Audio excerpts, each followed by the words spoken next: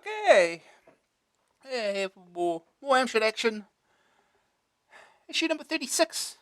Despite what it says on the cover, it's issue 36. Another thing they got a little wrong. September 1988. £1.25 still. Anyway. Not an official Amstrad publication. Britain's leading magazine for the Amstrad CPC 464, 664, and 6128. Whiz Kids. The darlings conquer the CPC games charts. And the Oliver Twins, programmed for success. Inside special on comms feature. Micronet. What's in it for your Amstrad?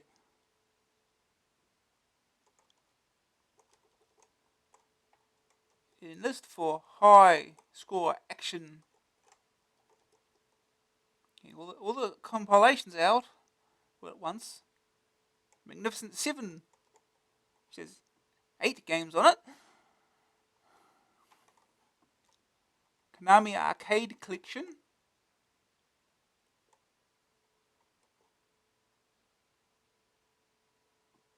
And We Are the Champions.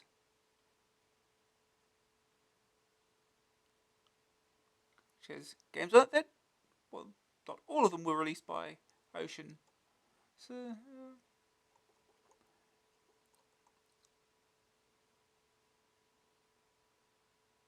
you even got Amstrad screenshots for both of these.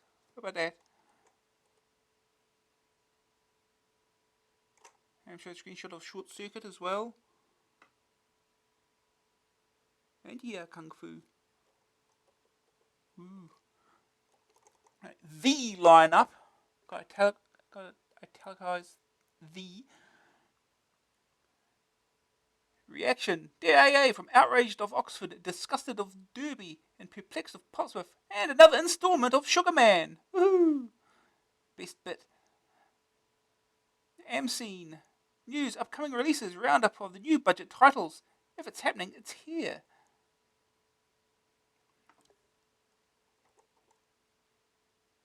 The Codemaster's story. How the Darlings started, why they succeeded, when a car crash nearly terminated their career before it started, and to grill their best no programmers, the famous Oliver Twins, about life, the CPC, and everything. I'm sure they made plenty of money.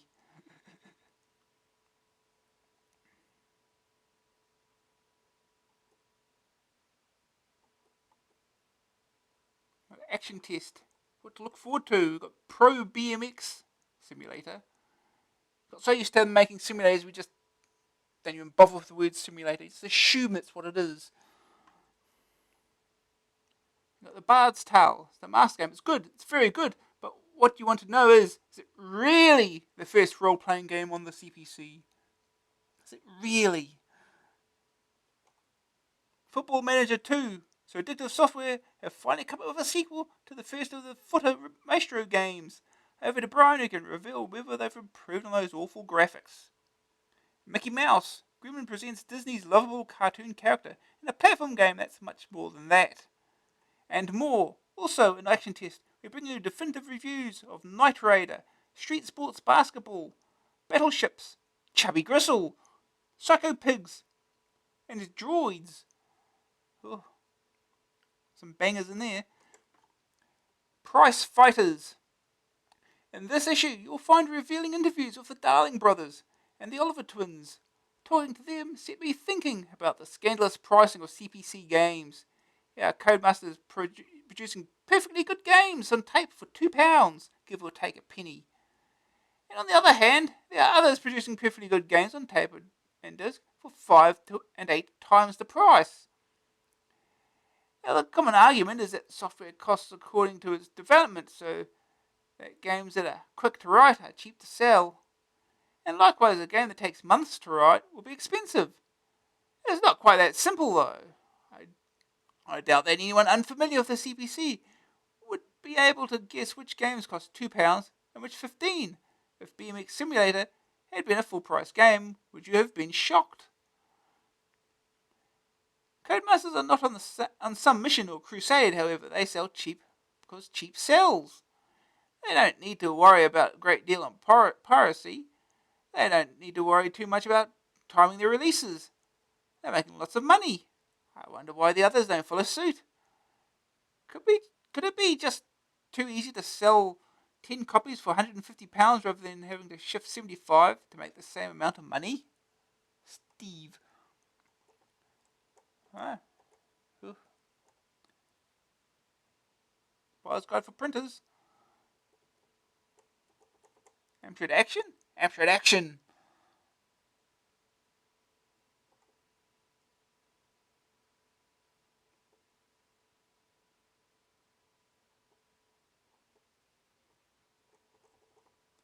Reaction. Readers' rights. New Zealand program. Works for New Zealanders only. AA in New Zealand equals $83 plus 3 months late. AA subscription offer equals $80 plus two free games plus delivered on time. If shop price is greater than AA's price, then send away for a subscription. Go to post office or bank. Read happily ever after. End. Andre Hughes, Christchurch, New Zealand. Yeah, sounds about right. Magazines were expensive back then. I remember getting PC format back in the day. It cost $35 per issue. If you wanted it up to date, at least, anyway. $35.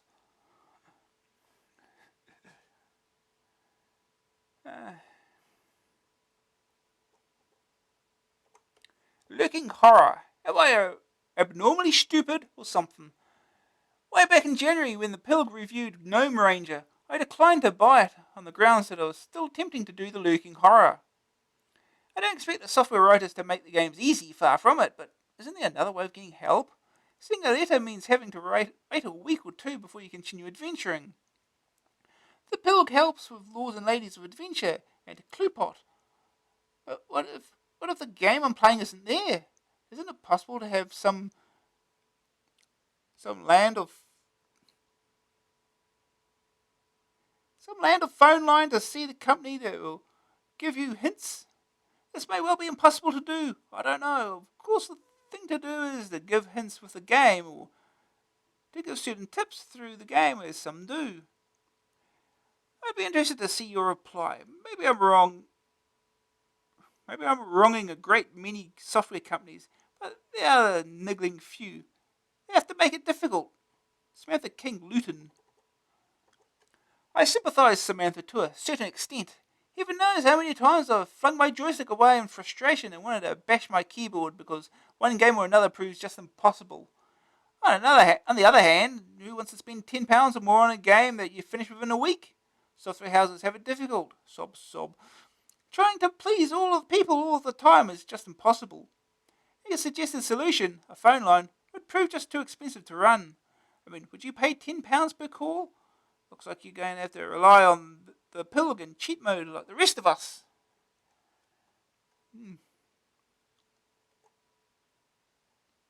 So at least the Bar's Tale doesn't include a hint book. Comes with it. Any of you kids fancy a game of snakes and ladders? I guess not.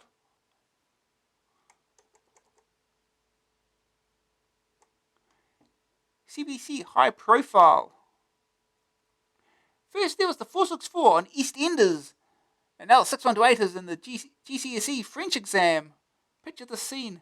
It's a dull Friday afternoon, and not only do I have to leave my beloved CPC 464, but I have to do a French exam. It's now about 1:20 p.m. when I turn the page and see question 6. Up till now, there's been a bunch of frogs rabbiting on about shopping and naughty kids. Did they say naughtily? The question asks about a family discussing 4 computers, a Philips, 2 Thompsons, or the Amstrad CPC 6128 at 4,700 francs. Guess which computer the family chose? Yes, a 6128. Yeah, an Adacote Penzance. I hope they made things a little more interesting for you. Has anyone else seen the CPC in an unusual place?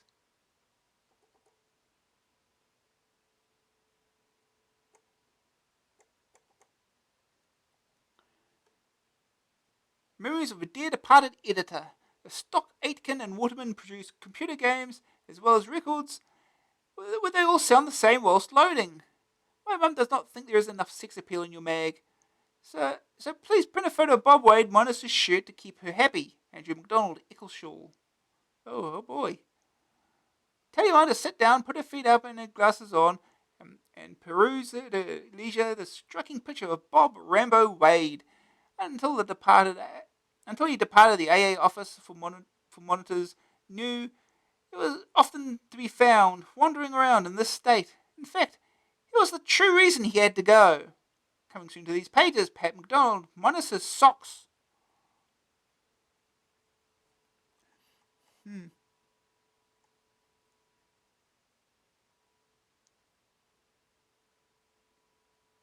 Two-faced. The thing which annoys me most about the Multiface 2 was that I had to remove it every time I wanted to load software that will not load with it.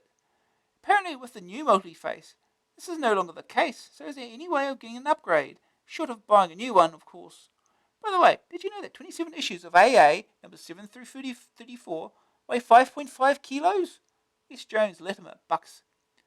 He has sent the unit back to Romantic Robot and they will upgrade it for the sum of £15.95, so long as you haven't messed around with it yourself. Strange. AA 7 to 34 makes 28 issues.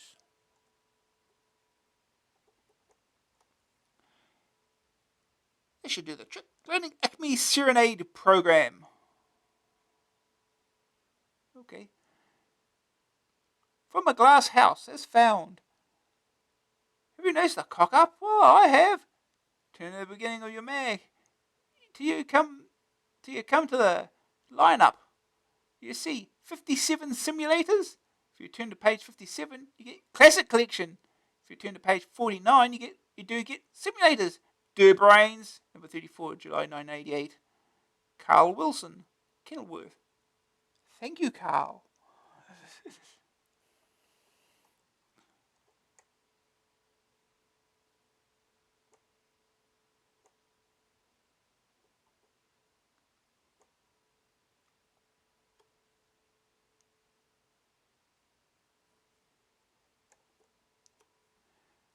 Bad feeling. Public warning to all would-be CPC owners. Do not register your computer with Amstrad. I did, and junk mail from the software mail order group is posted to the address I gave, not my present one, even though I informed Amstrad of my new address. I've written to this group for the past couple of years over 13 times, to no avail. Be warned, I can't get rid of them. Ben Poole, Westcliff-on-Sea. Club together. Do you know of any Amstrad computer clubs in this area? E. Hughes, Rotherham. Oh. Very much like clubs with CPC sections or connections to write to us and supply information about themselves. Mark Auditor's club spot and send it to the Bath address. You'll get free publicity and we hope E. Hughes will establish contact with others of similar interests. Oh, it's that time with Sugar Man! While patrolling the skies, our hero is gripped by an incredibly strong tractor beam. Being gripped by an incredibly strong tractor beam. It's being pulled towards a building. Oh no. I'm being pulled towards a building. The lair of the pundit. It's the lair of the pundit. Haha, correct, Sugar Man. But why do you keep repeating the narrative? No, Sugar Man. You will tell me whether your imminent 16-bit micro will be based on the 8286 chip or the new Intel 8386SX chip. Or I'll waste this innocent, scantily clad girl.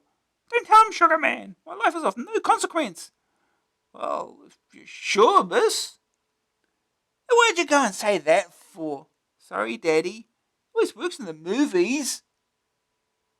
Oh, she just leaves. Oh.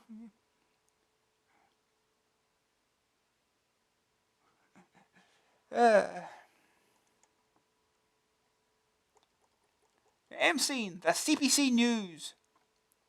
Ellen chases youngsters. Oh.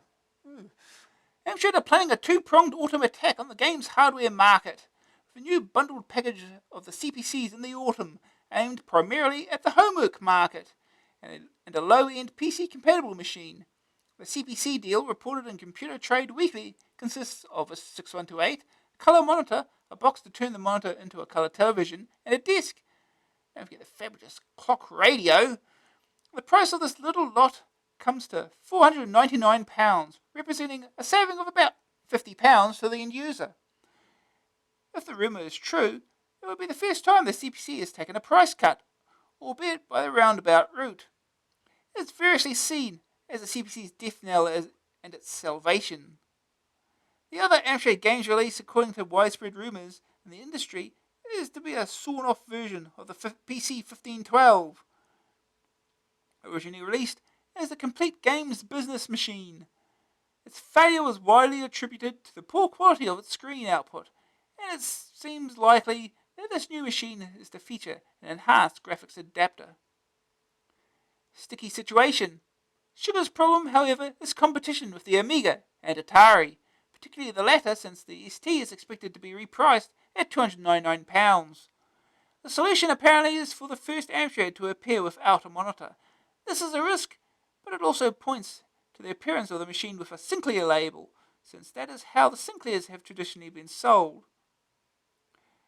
Most extraordinary of all the recent rumours, however, was the suggestion, now apparently discredited, that the new Amstrad / Sinclair will be bundled with 100, yes, 2 zeros there, games. CPC implications. The combined effect on the CPC of these two rumours, the promotion of a CPC package, and the appearance of a new games machine is difficult to gauge. On the one hand, the homework gimmick seems to indicate a continued place for the CPC in Amstrad's scheme of things, while on the other, the new PC compatible, running MS-DOS rather than CP/M, and probably equipped with 3.5-inch rather than 3-inch disk drive, clouds the issue completely. In any case, Mr. Sugar is known for his refusal to comment on future product releases, and this is no exception. Well founded as both these rumours appear to be, it wouldn't be wise to bet money on it. Gloomy reports of the impending demise of the CPC are almost certainly premature and greatly exaggerated.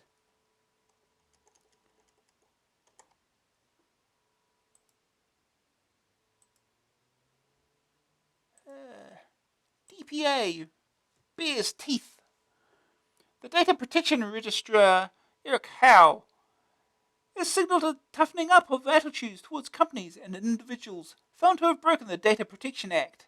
Henceforth, Howe has every intention of publishing the names of offenders rather than simply giving Mr. X type case histories. Howe reveals in his latest report that complaints about the withholding of rightful access to personal information held on computer files have risen fourfold in the 12 months to May of this year. Furthermore, he reports, research suggests there may be a growing unease on the part of the public, expressed in a decline in public confidence in many organisations to keep and use information responsibly. In particular, Howe is known to share public concern with so-called lifestyle files, information concerning people's activities increasingly collected through consumer surveys and product registration cards. It is only recently, with the huge drops in the cost of computing power, that such files could be efficiently produced. The argument in their favour is that consumers can be specifically targeted for products in which they are known to be interested. The argument against this type of thing is that it is a totally unwarranted intrusion into people's business and none of their damn business.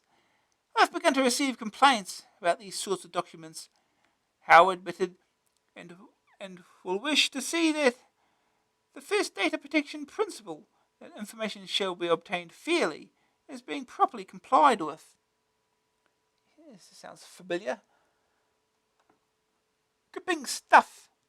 SBS Computer Supplies Limited announced the Gripper, a copy holder to hold paper next to the monitor screen. It has a ballpoint so you can adjust the positioning to suit, and you can choose to have it left or right of the screen. The pincers grip anything from a single sheet of paper to a notepad. The gripper costs £9.95 and is available from SBS Computer Supplies Limited. Sounds familiar. Sounds like that thingy. Make your mark. Worried about your computer getting nicked? Mark your CPC, printer, or whatever with your name and postcode in an invisible ink that shows up only under an ultraviolet lamp. Selling a security marked item is difficult for a thief, and if it is recovered by the police, it's easier for them to return it to you. MarketWise International Security Marker Kit, costing £4.20. It's available through the Tandy chain stores and can be used on car windows, most household valuables, and of course, your humble CPC. Oof. Get a kick out of Gremlin. Gremlin Graphics have bundled together 7 martial arts games in a compilation called Karate Ace. The 7 games of gratuitous violence are Way of the Exploding Fist, Bruce Lee, Kung Fu Master, Avenger, Samurai Trilogy, Uchimata, and Way of the Tiger. Price is £12.99 on tape and $14.99 on disc, and it's available now. Free ride. Microprose have linked up with WH Smith to offer an opportunity at the PC show to ride on the Procon, a 14-seater simulator driven by a $1 million computer. Buy one of their games before 12th of September and you'll receive an invitation to go for a ride. You'll also get a Microprose timepiece free. The PC show runs from Thursday 14th to Sunday 18th of September at Earls Court, London. New image for Mirrorsoft. Mirrorsoft has just launched a new entertainment software label called ImageWorks.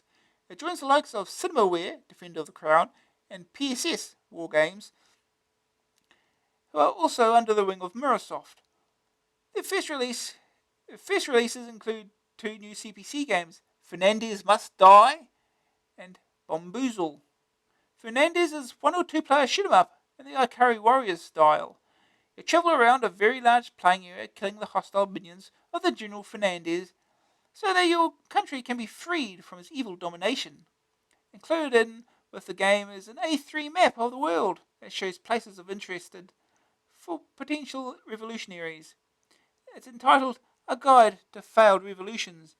Do they mean rebellions by any chance? Fernandez Must Die is due in October and is to cost $9.99 on tape and $14.99 on disc.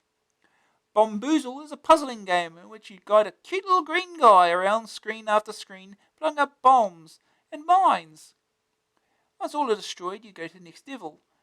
There are other hindrances to your progress that must be avoided, and there are some friendly droids who help you too.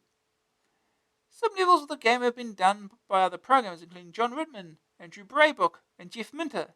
It's due out in November at £9.99 tape and $12.99 disc. Yeah, Cinemaware. One Cinemaware game on the Amstrad. It's just Defender of the Crown.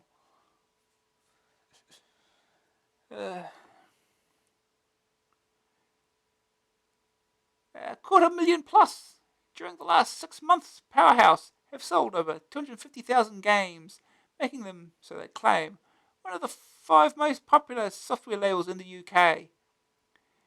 And with your assistance, they hope to sell a whole lot more. How soon a Freedom Fighter, Juggernaut, Test Match, and Formula 1.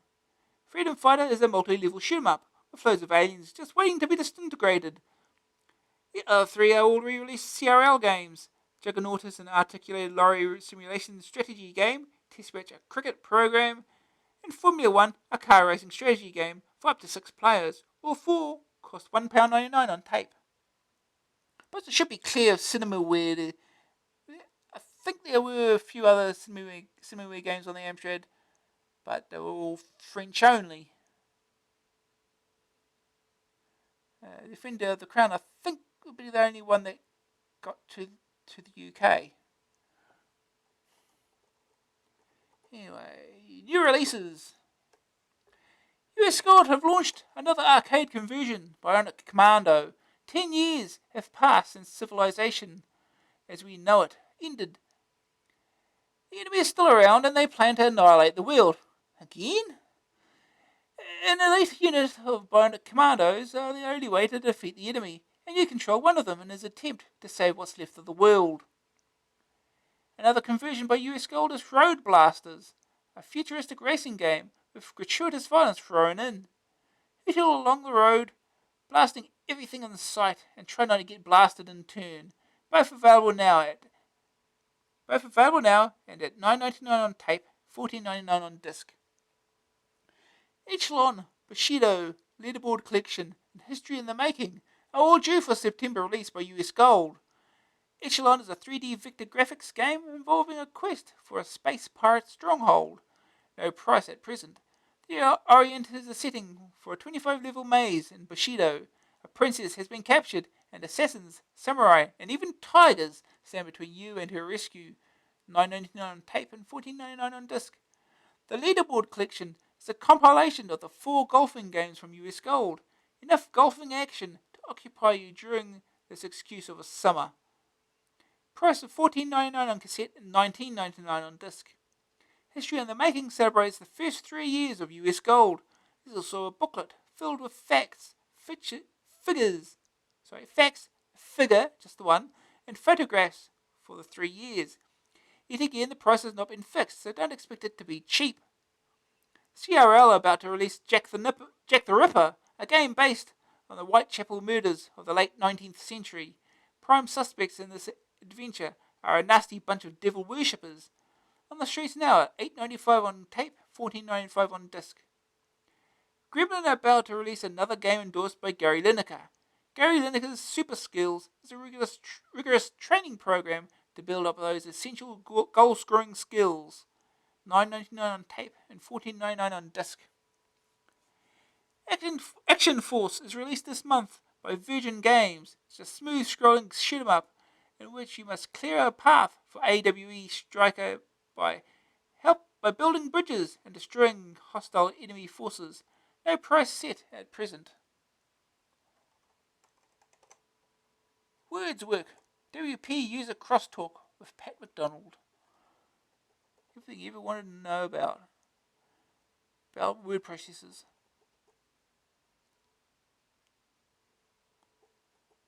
Generic boxes.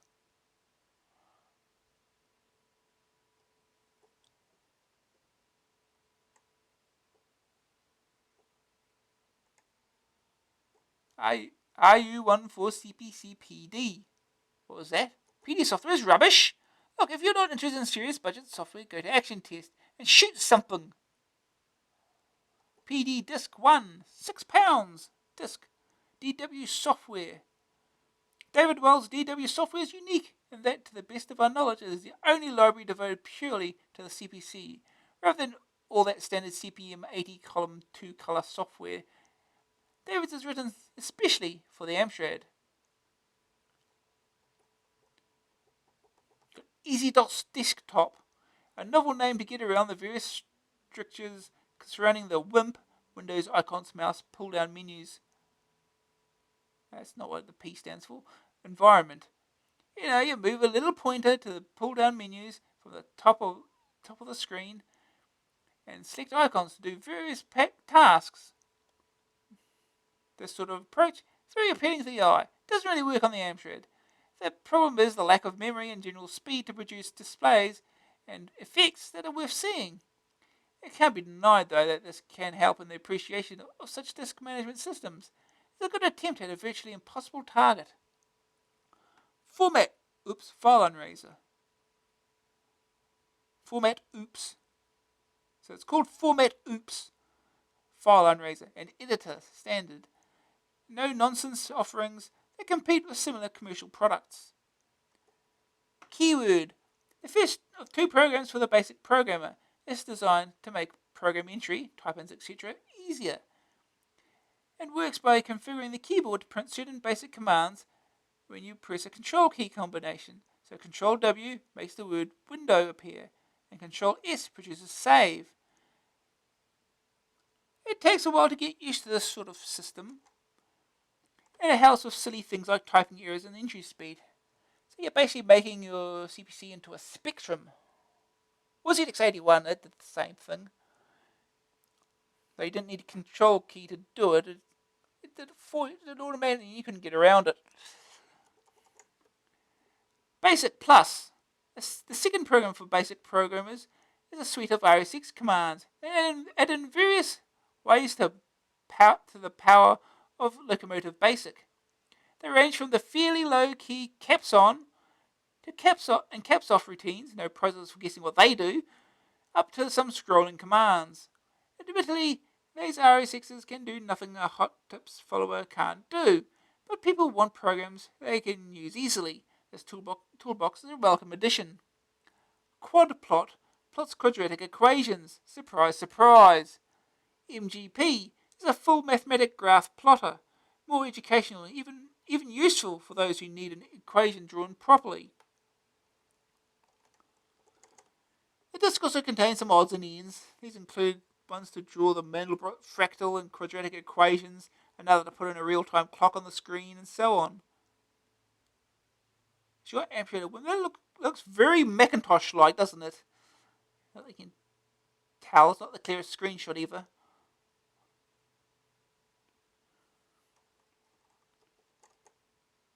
Pedit, program editor. Okay. Good news, a fair selection of programs, and the price is right. Bad news, the documentation is on the limited side, but at least you get some. Are you good enough to tackle Hot Shot? There's so much in Hot Shot, you need to be a crack shot, a pinball wizard, and an ace controller. Have you got what it takes to beat Hot Shot? Gold Label Award. For where? Also, why are they in water?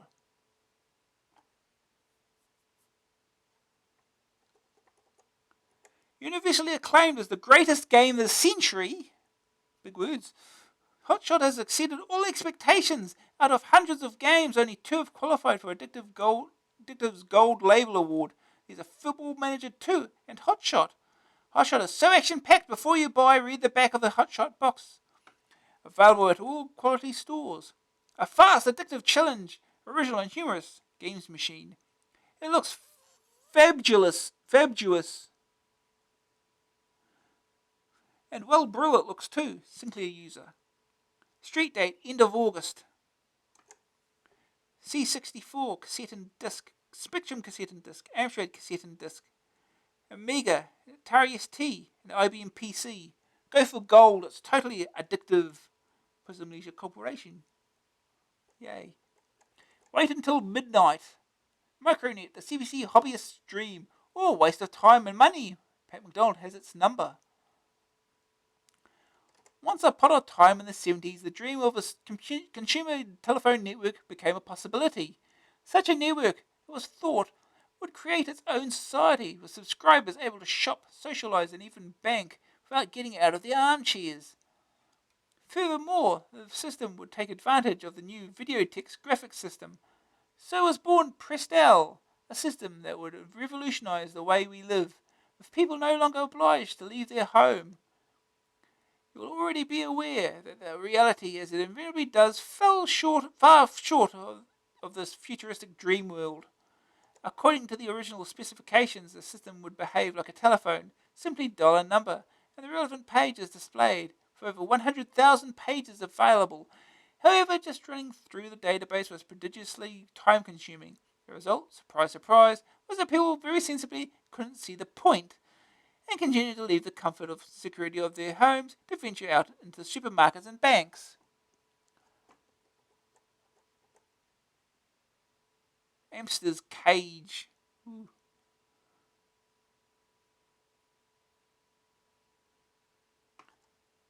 How much? Micronet costs £20 a quarter, but if you pay a year in advance, £79.95, you get a free modem. Okay, so it's a standard manual device that can't handle 300 communications, but it draws its power from the line rather than the main socket, and it's a good freebie. For an extra £62, all prices include VAT and postage, by the way, you receive the Spectre interface and the Cage Comms-ROM software, a mini review of which appears below. Online charges, which have just gone up, so they shouldn't raise again for a while, are 7p a minute, peak time, 8 a.m. to 6 p.m., 1p per minute off peak, 6 p.m. to 12 midnight, and free between midnight and 6 a.m. The latest price rise created quite a rumpus, with letters of complaint appearing in all kinds of places. In fairness to Micronet, however, it must be said they had not previously raised the price for 3 years. It was a cheap service compared to, for example, to Microlink. In addition to these prices, you must take into account the cost of your call. There is a national number, but in order to keep the price down, local numbers are also available. Ooh.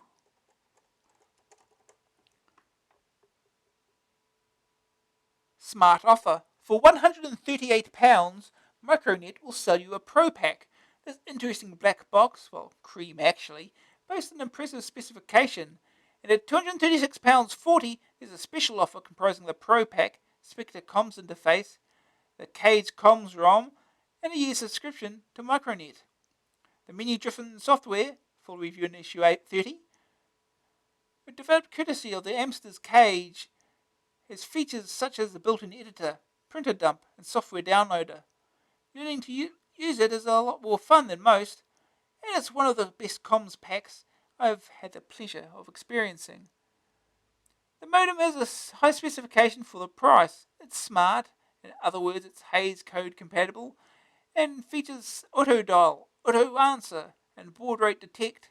It has no manual buttons, relying totally on the automatic abilities, and there's a monitor speaker and redial option included. One grumble, a power supply built into an oversized mains plug, plugging that into an adapter. Finally, a word of warning about the Spectre comms interface, which lacks a through connector for the 464 disk drive. The package isn't perfect, but it's the best complete kit around, bearing in mind that it is view data only, without additional software. Ooh, fun and games. Ooh, we get games too. HRH hackers. Early in 1984, a really used Prestel computer became a target for hackers. Two of them, computer journalist Stephen Gold and Robert Schreifreen, were convicted of forgery as a result of the incident, which included the use of Prince Philip's mailbox. Oh no. Since then, the Court of Appeal and the House of Lords have ruled that forgery in this case does not apply. So the two merry hacks have had some free publicity, and Prestel have been allocating resources to protection at a furious rate. Arguably what they should have done in the first place. Another recent piece of news has been the price increases.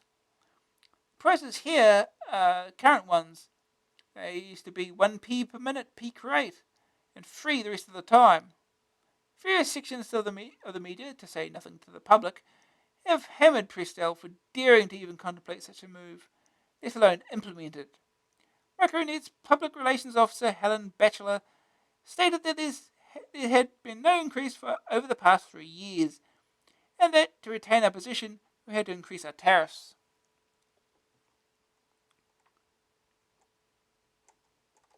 Is it worth it? Micronet is likely to continue to grow as more home computers come onto the market, so the facilities will inevitably be upgraded, eventually encompassing online arcade games and simulations for anyone but a comms nut. The whole thing may be an expensive frippery. The daytime prices, don't forget the call costs too, quite simply cannot be justified for the average user. On the other hand, this is the biggest entertainment bulletin board you'll ever log on to. The offers are worth checking out, especially the Pro Pack, and the comms enthusiasts will be attracted. After all, logging onto Micronet need not be expensive, if you can just stay awake until midnight when the service is free. HSV Computer Services Limited.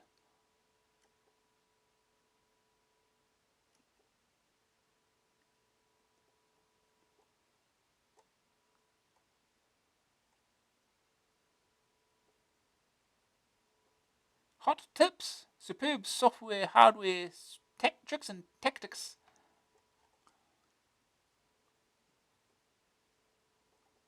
A great bank heist. Follows the routine to transfer all of the normal bank 0 memory and 16K banks into the upper 64K on my 628. The result is 3 16K files on disk covering memory from 0 to C000, which can be investigated at leisure. The idea is to switch into the 4000 to 8000 slot, a 16K block from the upper 64K. Next transfer 16K. Just copy it. Copy and copy. Problematic. You ask him, he answers them. No problem.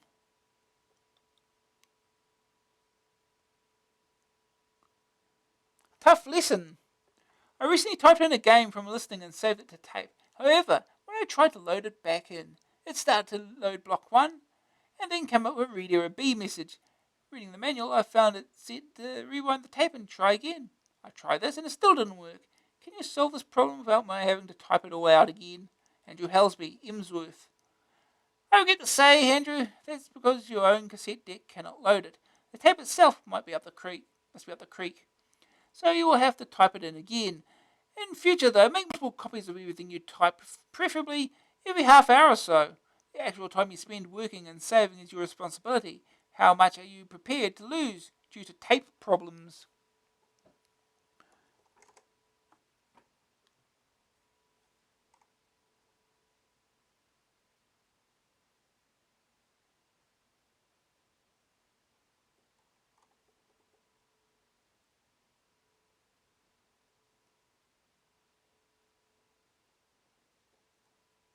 Quadrophenia.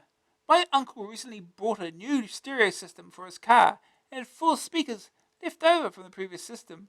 Is there any way I could connect these speakers up to my CPC 6128? Jeremy Bowden, Lowborough. You could connect them directly, replacing the Amstrad's present speaker.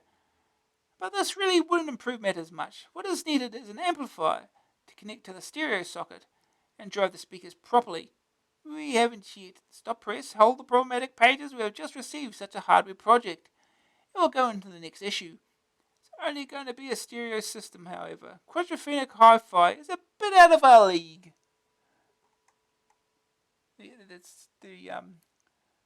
The sound chip only has 3 channels anyway, so anyway.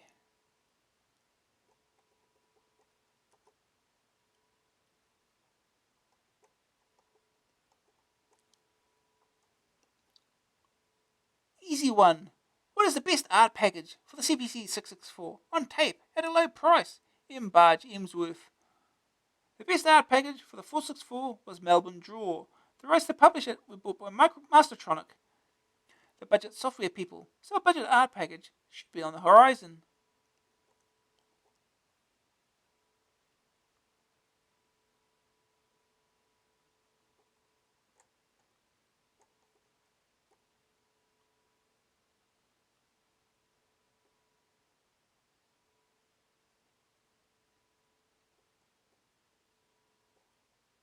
First Bite, Richard Montero's machine code tutorial.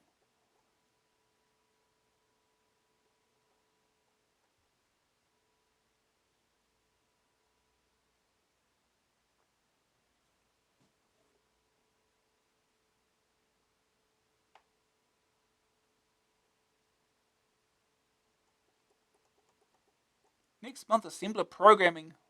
Woohoo. Hackers only, a section for the experienced programmer. How about a change some sensible things? You're seeing these flashing borders that appear when cassette games load. Why not try making your own? You have to change colours quickly, faster than the brain can cope with.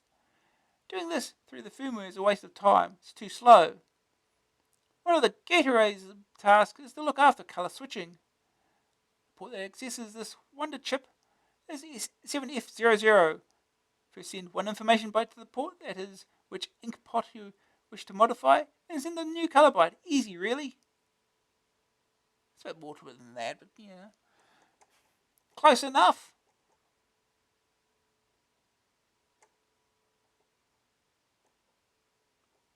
Bar CPM, First Steps, Part 1 with Richard Montero. Teach us how to use CPM. You can win £15 for your own tips even. Ooh. Absolute beginners. Master basic the gentle way. Still doing this. Part of one end. We've now come quite a long way. You should now know how to write simple programs to put text and graphics on the screen, and how to save yourself effort by making the CPC perform bits of your program repeatedly. Well done for getting this far. We'll also have had a first look at what variables are and what they can do for your programs. We'll be taking this a bit further. If things seem to get a bit complicated, bear in mind that variables are just letters or words used to stand in for numbers, okay? Next month, we can continue with the numbers game. More adverts. Woo. Codemasters, yes, the Whiz Kids, the Darling Brothers and the Oliver Twins are all disgustingly young and sickeningly successful. Old Steve Carey went to Codemasters HQ to try and discover their secret. Oh, okay, we've got interviews here. AA, how did Codemasters start? How did you become involved in computers? David Darling, the Darlings came over from Canada when Richard and I were in our early teens. We got a VIC-20 for Christmas and used it to program in our spare time. We also made extra spare time by avoiding certain things. School, for instance. We were always very interested in electronics, and computers seemed the ideal way to continue that without getting our fingers burned on soldering irons. Richard Darling, we had a big competition to see who could make the computer do the cleverest things, and then we just progressed until we were using machine code and assemblers. Then we had enough games written to sell. We set up a little company called Galactic Software and put adverts in Popular Computing Weekly. By that stage, there were sections in machine code, but with the main structures still in BASIC. We did a game called The Games Designer, which was the first thing we got into Boots. That was a big achievement at the time. Next, we exhibited at a show in 1984 to the Novotel near Hammersmith, and David and I were approached by Mastertronic and Commodore at Microsoft and commissioned to write games for them as freelance writers. So Galactic Software gradually dropped away, and David and I moved up to London to live in the apartment above the Mastertronic offices. It was at this stage our father, who has been self-employed most of his life, decided he'd like to get involved. He knew a lot about running a business and so on, and David and I knew about writing software. So we thought it would make a good combination for us to make our own company rather than just writing as freelance authors. Then we launched, or rather we planned to launch at PCW in 1986, but we missed by 2 or 3 weeks, and on our way to the show we crashed the car. Well, actually the lady in front decided to stop in the middle lane of free-laid road. Anyway, when we eventually got to the show, we found some programmers, the Olivers, and quite a few others. We have them all on computer, a list of the best ones, and we commissioned them for various projects. Some of them came up with original projects, though that doesn't happen very often. All registered under the Data Protection Act, of course. Did I say computer? I mean on index cards. No personal information at all.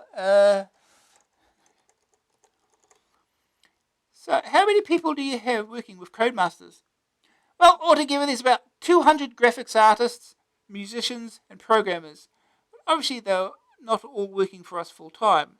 They're people we've kept the details of and picked the best ones and used them for whatever we're working on. Even CS, it's Mike Clark. Actually working for us at the moment, it's hard to guess. In volume terms, we've had nearly 50% of what we've got already in development. And we've got a huge series of launches coming on towards the end of this year.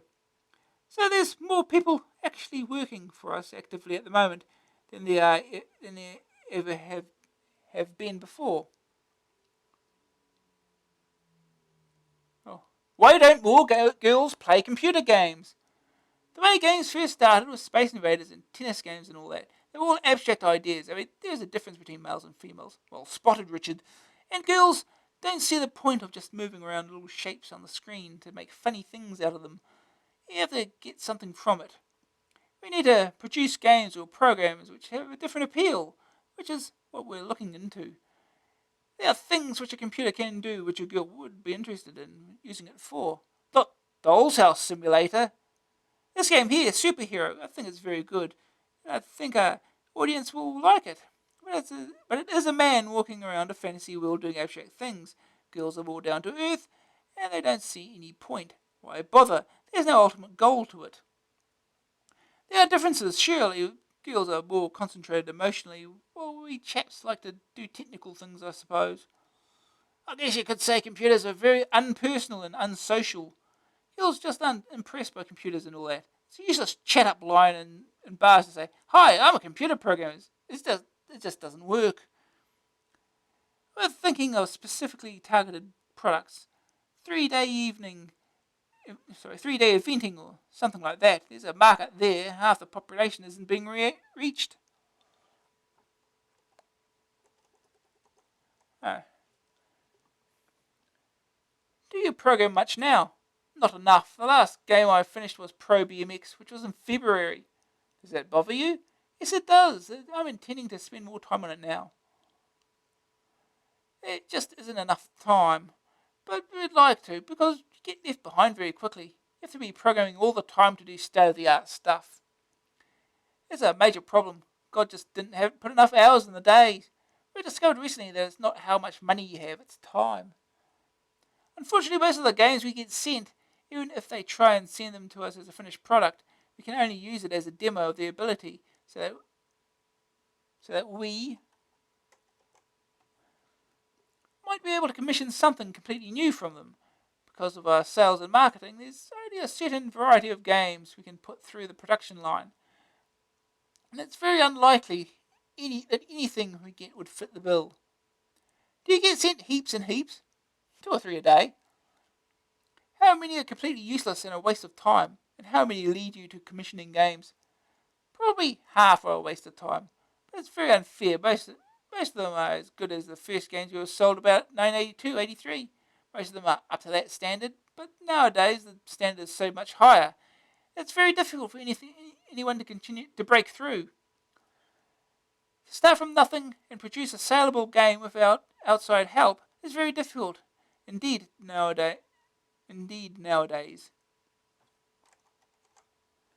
It's interesting that all the programmers are our age, give or take a couple of years.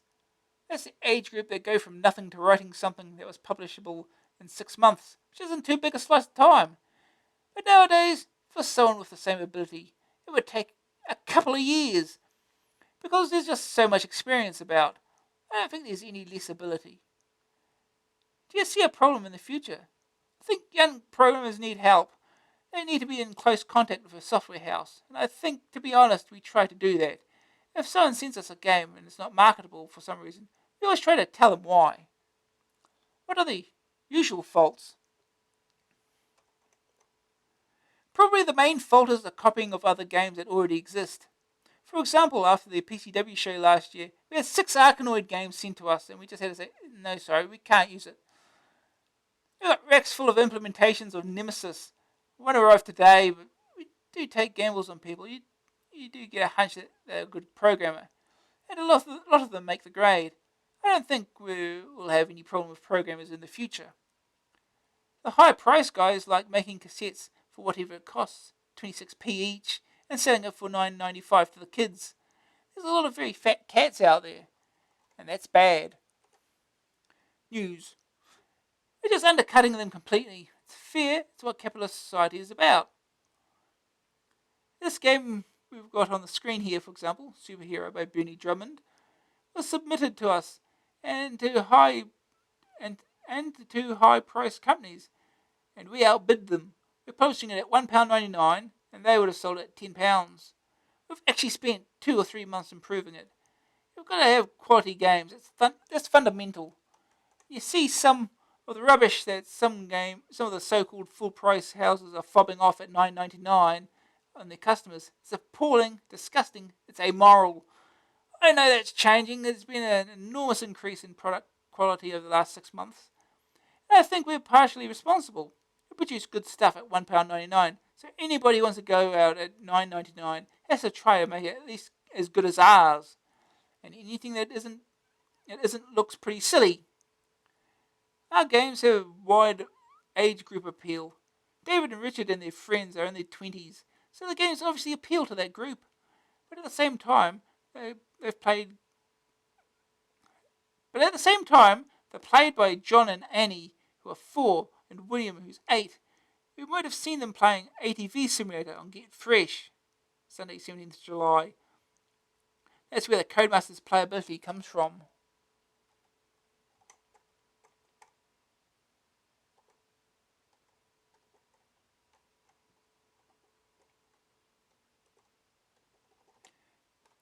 Now we're talking to the Oliver twins. How did it all start? We started off with a strategy game in BASIC, Gambit, which was sold all of about 50 copies. We wrote it for a TV competition on the Saturday show and won first prize. That was when we were in the 5th year. About 4 years ago, or 5 was it? It wasn't fast. It took about half an hour to set up the screen. Part of the prize was supposed to be getting the game published. They didn't do anything about it, so we took it away and showed it to some people. We told them about it. We told them it had been on TV and all that, and it attracted the interest of publishers. So Acorn Soft, who were the biggest people at the time, agreed to market it. Then we decided we had to learn machine code and wrote another game, but Acorn Soft got bought up, so we kept the advance, and then the game never got published. That was during our O-levels. Next, when we were in 6th form, we wrote an art program for Tony Rainbird, but then OCP sent them a better one. We bought a nice car for the advance, and the package never appeared. So we took it elsewhere, and we got ripped off good and proper. It was pitiful. That was a whole year. Nothing was paid for copies sold abroad, and the Olivers claimed that no serious attempt was made to sell in Britain, so royalties could be avoided. We were on the point of giving up, but at the PCW show in September of '86, we met Richard and David Darling and discussed Robin Hood. Then we went down to Mastertronics, and they just took the piss out of it. It's crap, they said, go away. That was the opinion of most people, but Codemasters saw it and loved it, and offered us lots and lots of money. So we decided to leave school and set up as professional programmers. The success of Robin Hood was soon followed by Ghost Hunters, Grand Prix, Dizzy, Skiing, 3D Starfighter, and Jet Fighter? What's Jet Fighter? And more recently, they've written The Race Against Time, Fruit Machine Simulator, and others. How long does it take to write a game from start to finish? Take Robin Hood as an example. We set ourselves a target of finishing it in a month. I worked on the movement of the man and other things, and the arrows. Andrew worked on setting up the background, the scoring system, the high score grid, and drawing a map. The two departments are not too interactive. In actual code, there is no interaction. Then we thought we'd do another one, only less soppy this time, more Rambo-ish, hence Ghostbusters, which didn't do nearly as well. Funnily enough, I think it's much better. What about design? Ghostbusters? Do I mean Ghost Hunters, maybe? What about design? We spent maybe a week when we were finishing one project thinking about the next. If these things take a month or whatever to write, don't you have any hankering to spend 6 or 8 months writing a real bigger game, an Elite or something? Nah, boring. Maybe half the time anyway, because there's 2 of us working on it. Also, the more games we release, the more we sell. If people buy one and like it, they'll want to buy more games we write.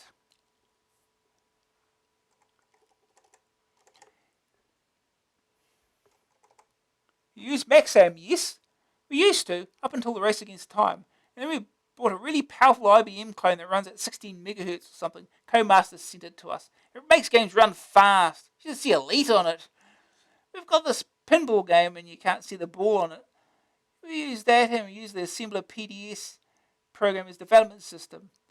You just put the card in an IBM clone, lead it out to your Amstrad or whatever, type it in, it assembles very, very quickly, and it just copies it out of memory straight across to the Amstrad. XM used to take about 5 minutes to assemble this thing. This thing takes seconds. We still take the same time, but it allows us to work more on a game. Changing things is so simple.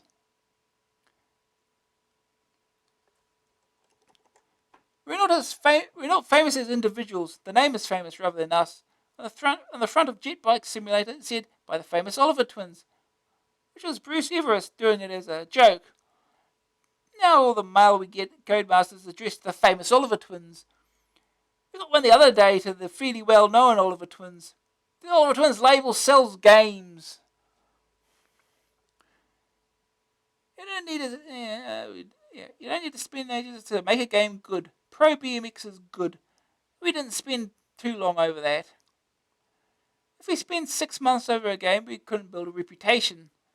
We try to pump them out really quick so we can build up a reputation, a following. People like Jeff Minter, their games are rubbish, but people say it's a Jeff Minter game, let's buy it. After your unhappy experiences, do you have a solicitor now?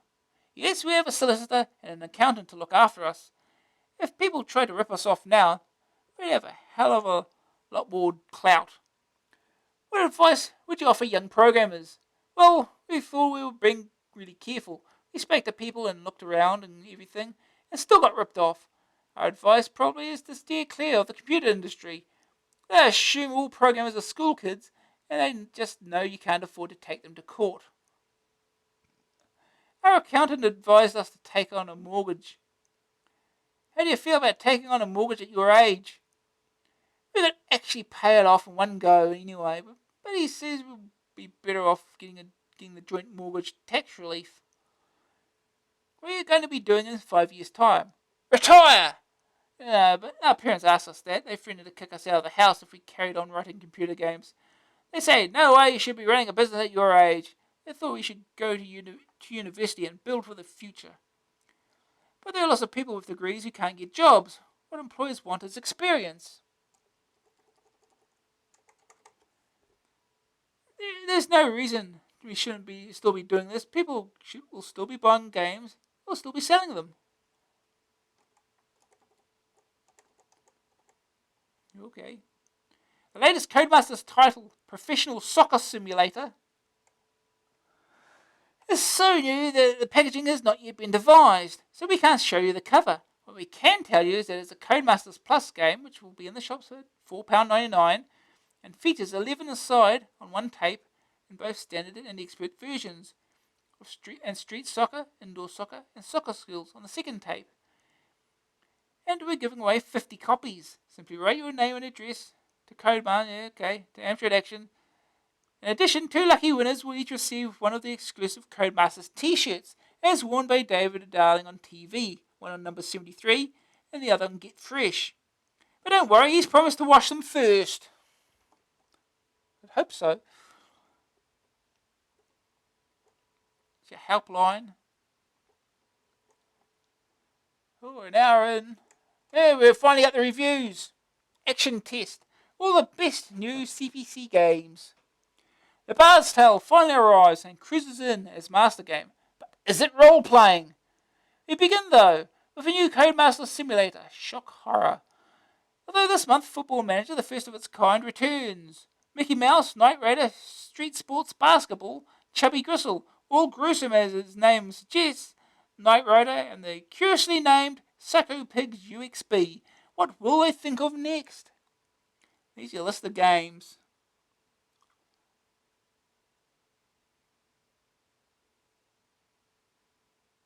Yeah, we've got 12 games to go through this issue. It's up from last month. Right, Pro BMX, Codemasters Plus, $4.99 cassette, joystick or keys. The latest Oliver Twins project is an update of Richard Darling's BMX Simulator, reviewed in issue 21. The scenario is almost identical, with the major difference the number of players. The original had up to 2 players, but now you can have 3 on keyboard and 1 on joystick. It could get crowded. If you have fewer than 4 players, the others are computer controlled. Across the bottom of the screen are the names of and times for the 4 bikers. While the rest of the screen gives a bird's eye view of the course, each biker is a different colour, and not surprisingly, they are also viewed from above. Your objective is to complete each track within a predetermined time limit. The first track must be completed within 100 seconds, a limit which decreases considerably on subsequent courses. The first track is no problem to complete, but life soon becomes more difficult. Each track has of mounds of earth, hay bales, metal barriers, and a variety of other hazardous objects.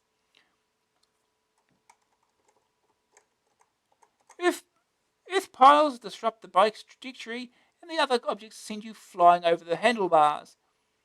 When you're knocked off, you lose valuable time and remount facing in a random direction. I think it's just reverse direction to what you were facing, or at least from what I've figured. On the first course, you can afford to crash many times, but by the time you reach the third track, one crash can end your game. If a human player fails to qualify, he's replaced by a computer biker until all the humans are out. As with the previous Codemasters Plus, the Race Against Time, you get 2 cassettes for your $5. The first contains the standard version on one side, the expert version on the other. The latter is tougher, but offers a choice of tyre widths and chain wheel sizes. Narrow tyres allow you to move faster, but they're not as good for turning corners. Small chain wheel sizes give you better acceleration, but a lower top speed. Riders can bump into each other in the expert version too. The second tape has 2 sets of extra courses, Quarry and Desert, and can be loaded into either standard or expert game. The final track in each set can't be raced unless you're playing the expert version of the game. The background graphics that represent each course are detailed and colourful, but it has to be said that the bikes are small and sometimes it's difficult working out which way you're facing. Green screen owners are going to have difficulty working out which bike is which. And don't expect digitised speech in this one, apparently there wasn't enough memory left. Sound effects are crude, but an excellent tune plays on the title screen. The first few games are miserable because of the tricky control of the bikes, but practice does make perfect. It looks and plays very much like BMX Simulator, another in the Codemaster stable, and possesses the same frustrating and addictive qualities. The extra courses extend the game's life altogether. Pro BMX is nothing new, but the 4-player option makes it immensely enjoyable. Once you've completed it, you're unlikely to play again unless it's against other human players. First aid target, complete 4 tracks. Second opinion, definitely good enough to stand on its own. It appears the graphics haven't been touched up for the CPC. This is particularly noticeable on the large player views. Griping apart, the bikes can turn on a sixpence, which makes the game quite fun. I've seen less enjoyable full price games. Oh yeah, one final thing. Why can't you change the names of the players? Green screen. Identifying bikes is tricky. The verdict. Graphics 67%. Bright and colourful backgrounds. Bikes are a little small. Sonics 38%. Excellent title tune. Feeble in-game effects. Grab factor 53%. The option of up to 4 players adds to the fun. Very difficult to control initially. Staying power 74%. 2 versions of the game, standard and expert. 3 different sets of courses extend the game's life. AA rating 74%. Well worth a $5. More than can be said for many full price games. Alright, now we can get started.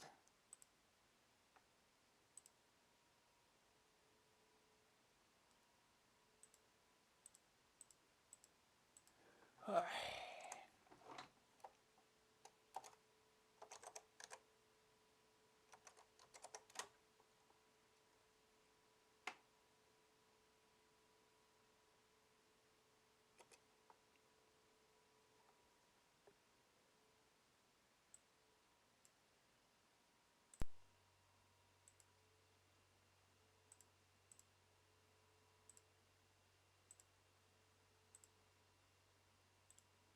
Alright.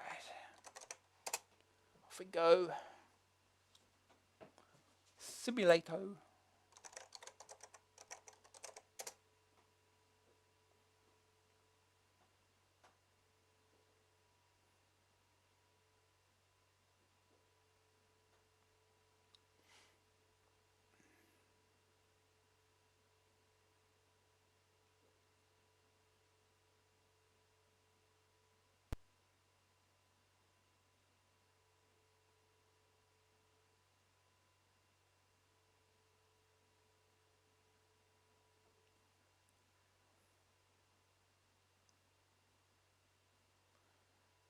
Sure, load eventually, right? Here we go. Standard or expert version. Standard. Oh, this is French. Go standard. So we're not experts. Dirt riding, quarry racing, desert riding.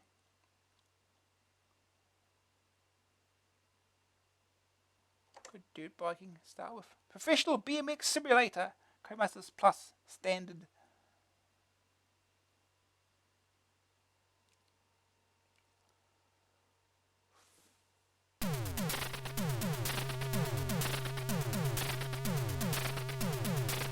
Spike, Tom, Larissa, and Bud.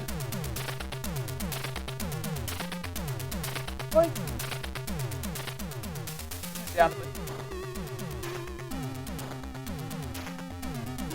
Space stick and change controls. Alt mode new tracks. S to start.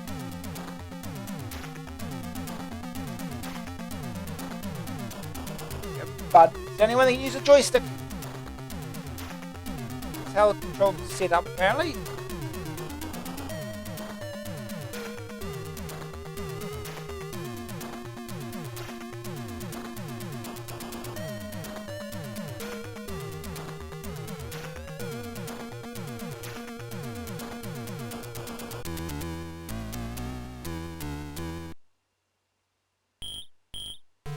This is a demo.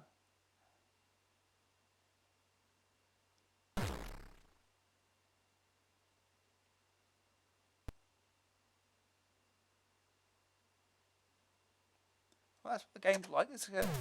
Let's have a try.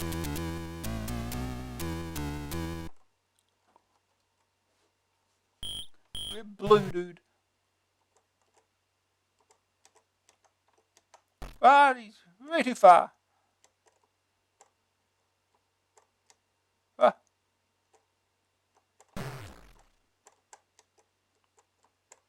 Oh, lapped already. Oh, jeez. Whoa. Controls are.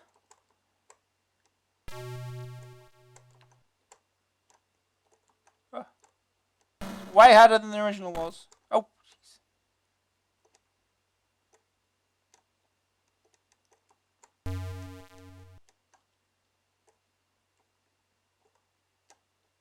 Oh, jeez. It turns too quickly at times. Oh. Oh, what?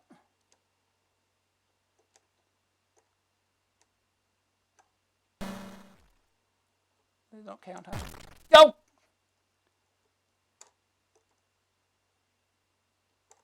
Oh. Where am I facing?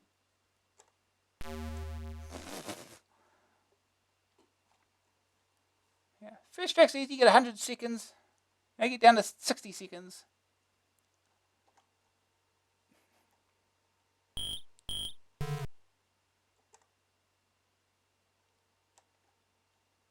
Oh, jeez.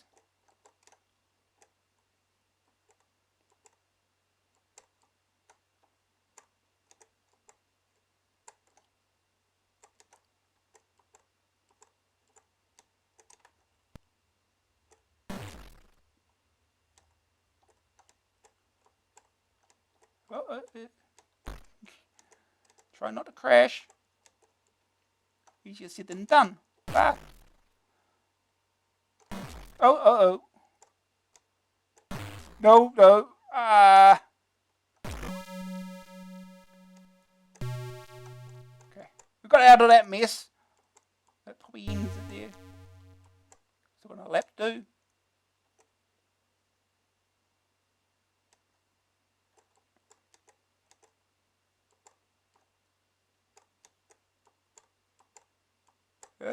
Nope, I'm out of time.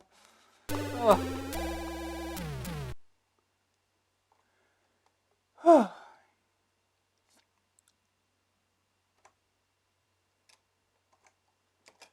There's probably another way to get through stages.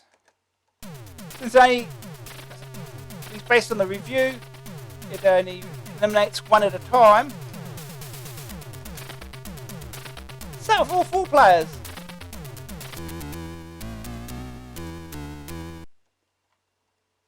It'll hopefully work.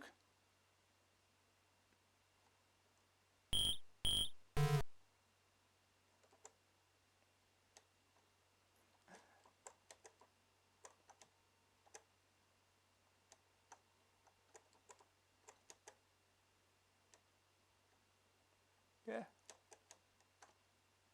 It's hard to get up there. It like wants to turn it set on its own. Oh.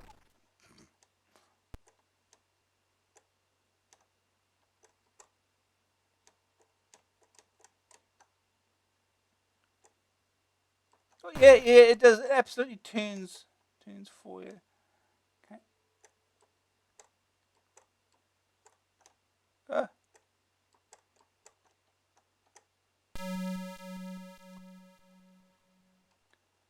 I'll speed this up. It's 100 seconds.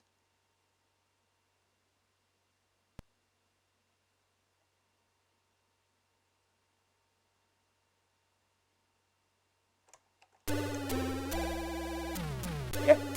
Oh no, just drop them all. First. Oh, I guess it didn't work as well as I thought it would. Oh well. Just try again then.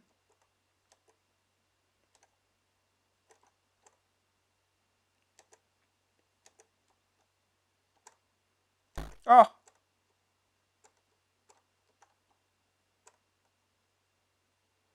Oh, please. And right off the track. On its own. Oh. I'm stuck in here now.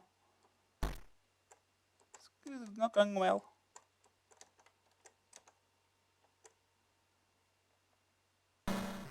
Oh, jeez.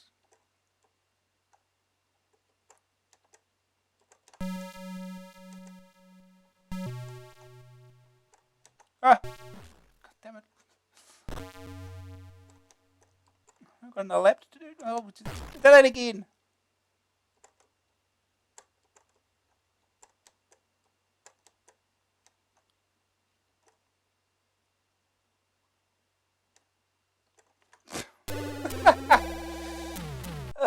She gets stupid hard already.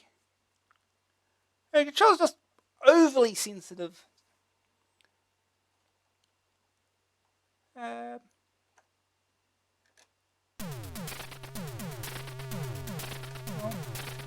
the one player then. Change tracks. Assume the loading works.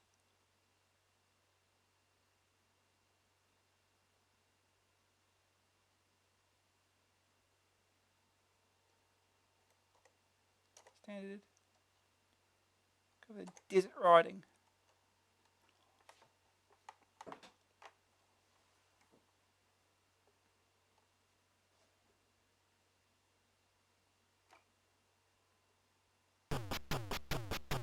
Different music.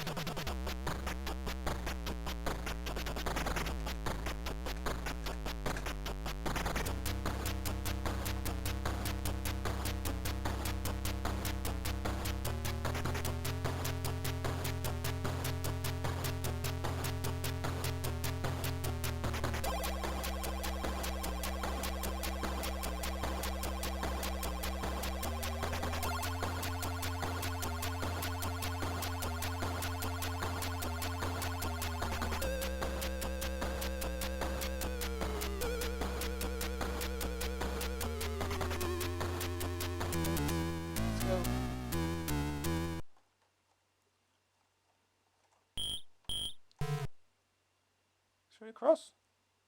Oh, jeez.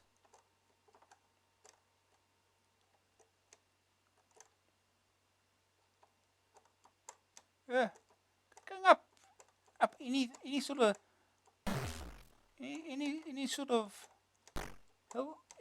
hill, or bump or anything is terrible. Feels weird. Ah.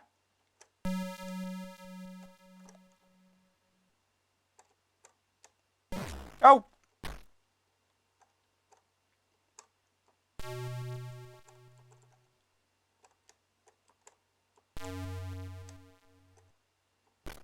Oh, what?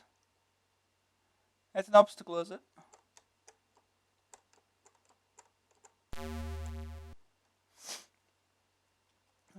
Remember the action replay? It just shows you the same thing again. Ain't got time for that.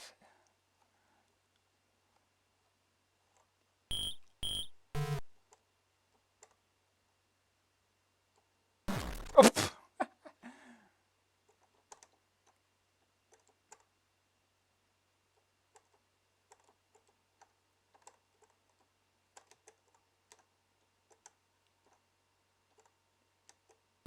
Oh, what really? Oh, that again.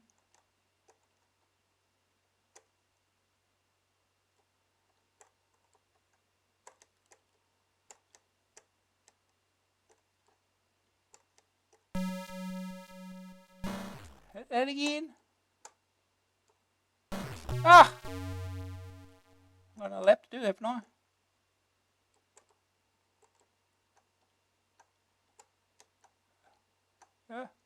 Oh no! Well, that looked out well. Oh, back up there. No, it won't do it. Well, screw this up.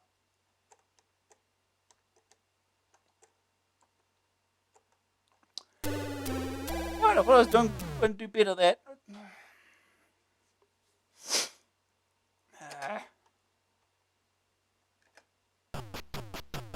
One more go.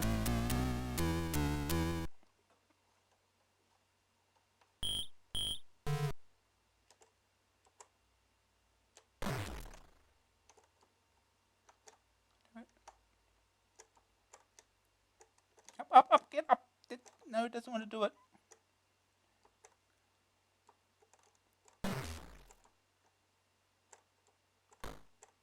Oh, really?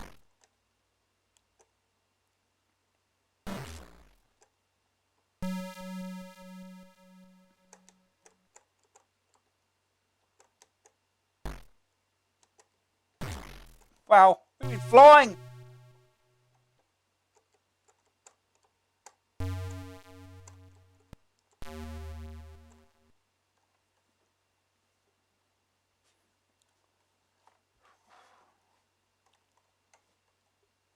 "60-second time limit. 3 laps.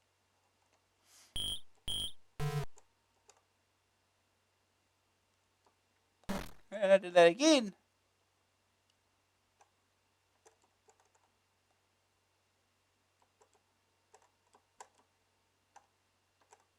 Oh no, it's doing that again. It's doing that again.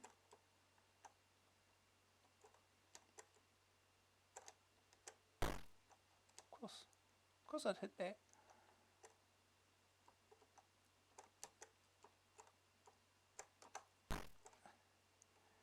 You can't stop fast enough.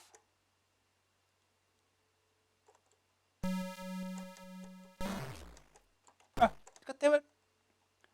I don't like these controls. Oh, come on. I've got a lap to do still. Oh, don't hit that.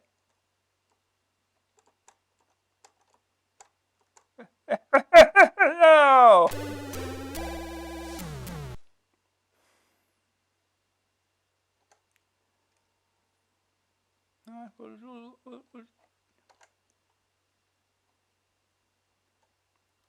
We'll check out the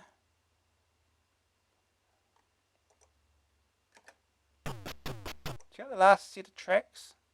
Not we're getting very far off, looking at more than 2.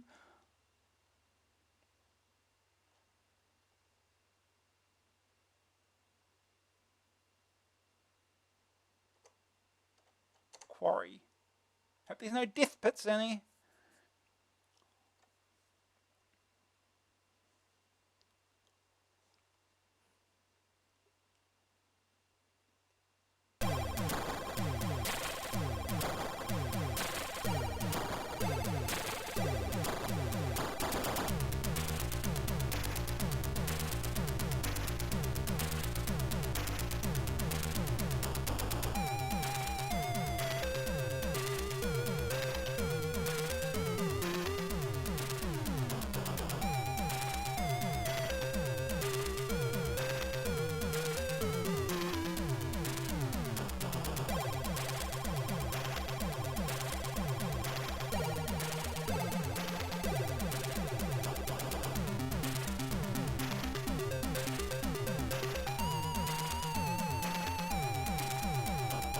What?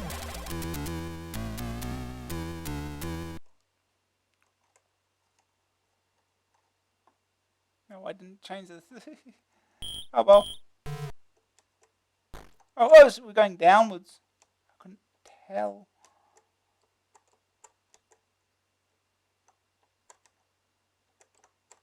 Oh, God damn it. Oh, oh,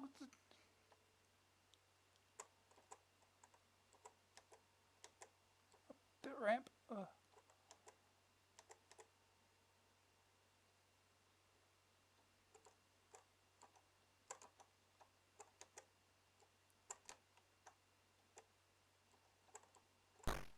I hit it again.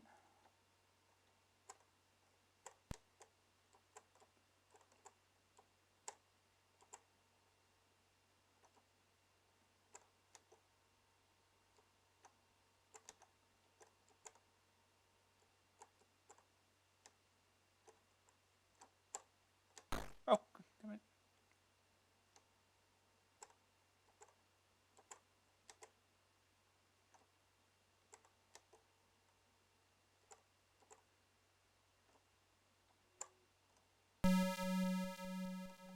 Speed this up.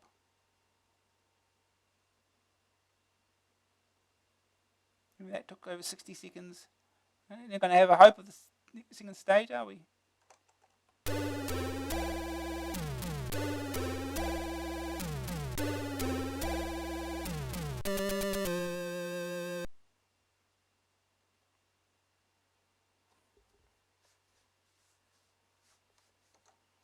Three laps, 60-second time limit.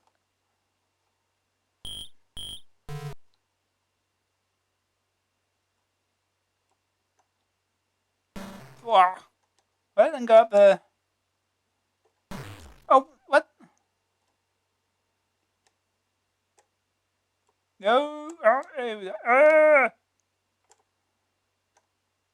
damn it. It's turning. I hate these ramps. Terrible. Yeah, we're failing this one too. Yeah, jeez.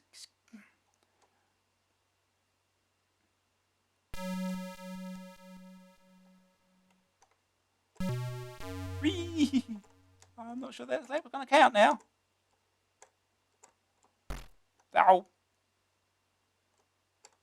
Oh, what?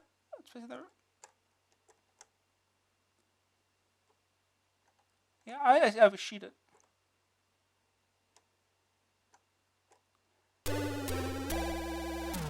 Damn it. That's the worst second stage there. Ramps are terrible. If you're going slowly up them, off center, it just turns you.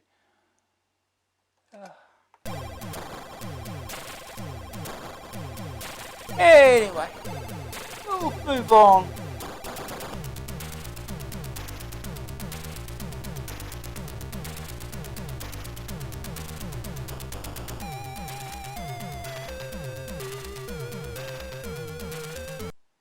Alright. Next game. Next game is The Bard's Tale by Electronic Arts. $8.95 cassette, $14.95 disc. Keys only. Yeah. So here we go. You got to tell us about role-playing games first. Role-playing games have been around for well over 10 years now, ever since Dungeons and Dragons back in 1974. They're set in many different times and places. Fantasy is by far the most popular. But there's also science fiction, gothic horror, and even cartoon settings. In the original form, they're played by a group of people from 2 upwards, though 4 or more is better, one of whom is a games master, controlling the opposition to the players and the world in which they live.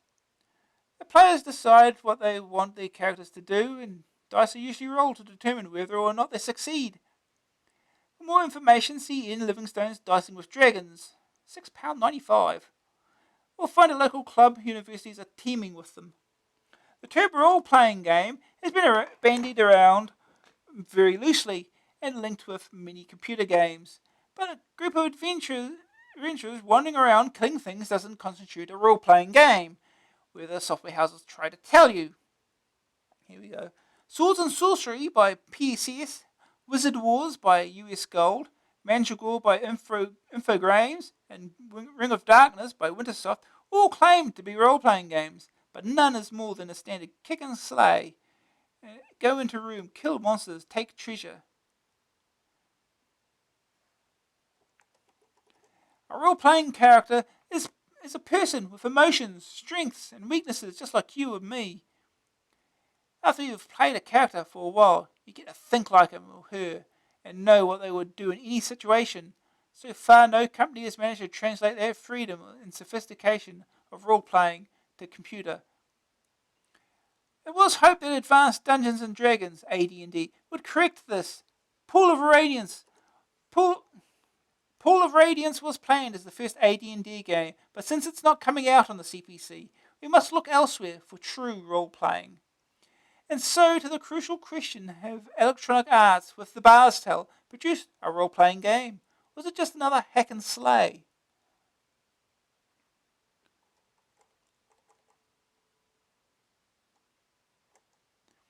Reach for your sword, grab your staff, don your armor. Yes, it's time to go adventuring. Skara Brae is under the domination of the evil wizard Mangar. And you reckless heroic person, you volunteered to free the town of his control. Begin at the Adventurers Guild by creating a 6-pack of heroes in a quaint form of genetic engineering. There's a ready-made group, but really it's much more fun starting from scratch. No, it's not. The defaults all start at level 2. Well, most of them do, I think. Each member is from one of 7 races: human, elf, dwarf, hobbit, half-elf, half-orc, and gnome. And from one of 10 classes: warrior, paladin, rogue, hunter, monk, bard, conjurer, magician, sorcerer, and wizard. At start of play, each member of the party can be any character class except for sorcerer and wizard. There are 3 main windows: graphics, text, and character. The graphics window shows your location, any monsters present in the currently selected character. The text window displays detailed information on the character selected, together with menus and messages. The character window gives the basic information on each character. A space between the text and graphics windows show spell icons. 5 primary statistics on a scale of 1 to 18 determine how good the character is in its chosen profession: strength, intelligence, dexterity, constitution, and luck. 3 secondary statistics are dependent on the primaries: armor class. Go through that first. This is a long review. Hit points and spell points. Condition is your current amount of hit points. Should you have the lack of luck or foresight to allow your hit points to fall below 1, the character dies. Every character begins with 0 experience points and at first level. Characters gain experience from killing monsters, and when enough are gained, you increase your level. A second level character requires 2,000 experience points. The higher the character's level, the more experience points you need to go further. To gain a level, you must find the review board to train you to your next level. Spellcasters know the first level spells of their chosen profession of magician or conjurer. There are 7 levels of spell in each class. Extra spell levels are gained every time the character gains 2 levels. Training is free, but extra spell levels cost money, with high level spells coming very expensive indeed. A spellcaster has attained 3 or more spell levels in his original class, he can change to another. The sorcerer, conjurer, and magician can be chosen as a second class, and any can be chosen as a third or fourth class. A spellcaster that can cast all 7 levels of spells in the 4 classes is called an archmage.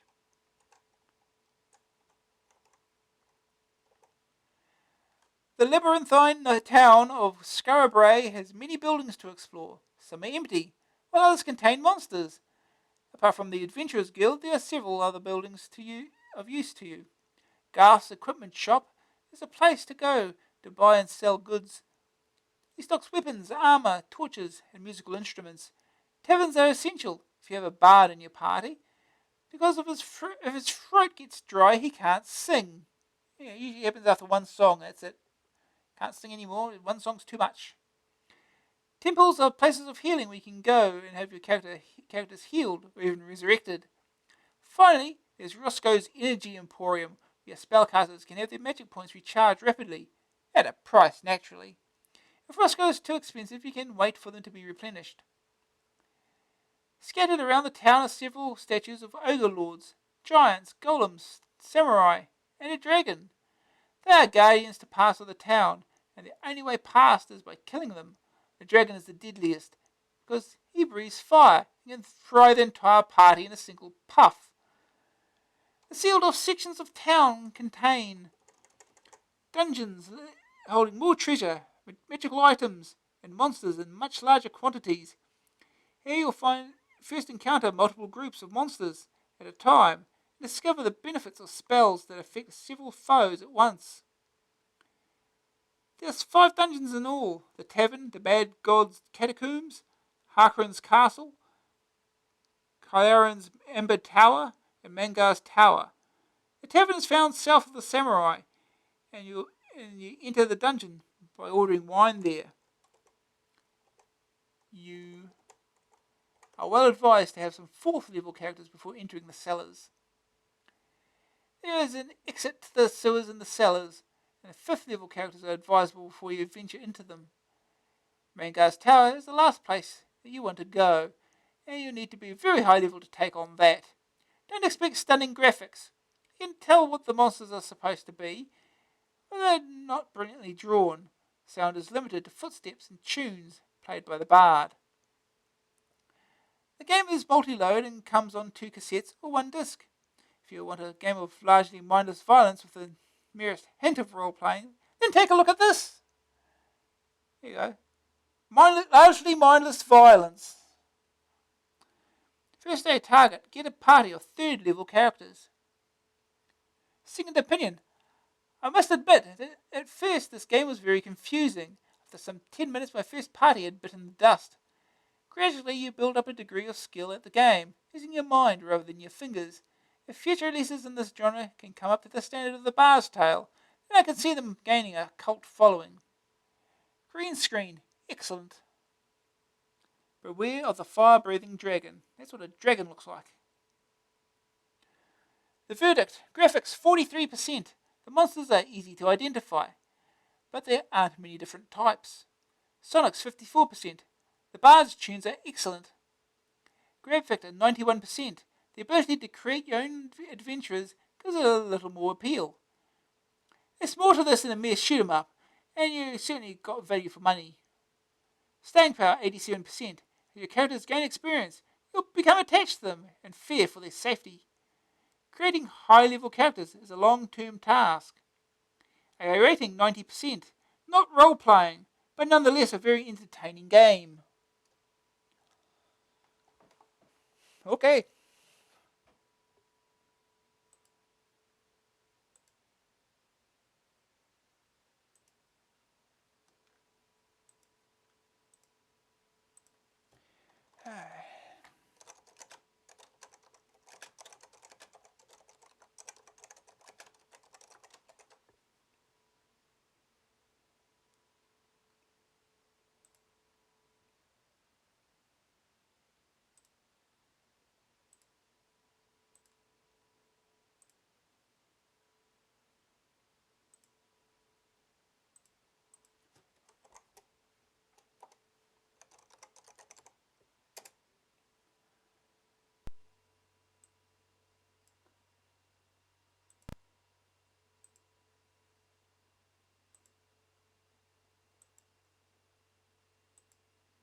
Ah.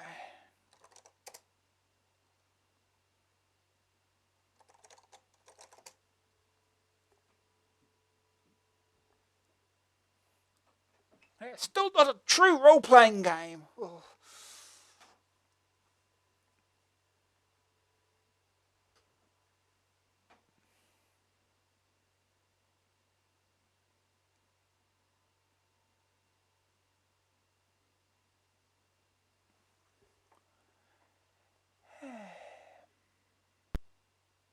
Yeah, the Bard's Tale.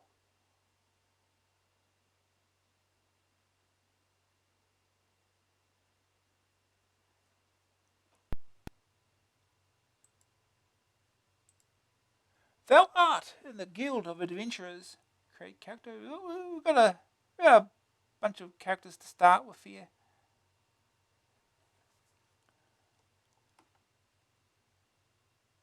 Can we look at them? No. Okay. Exit. Exit guild. You face east. That's right. IJKL to move. Yeah. And now we're probably going to promptly get lost.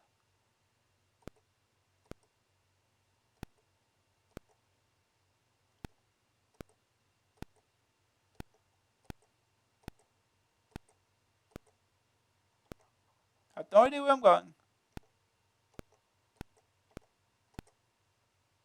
Stand before a gate, which is guarded by a statue of a samurai warrior. You can attack it, leave it, and head back. Why do you want to attack a statue?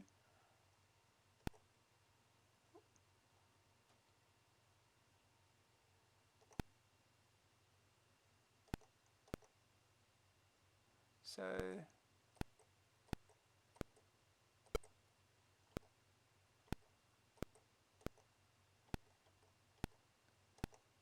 south of the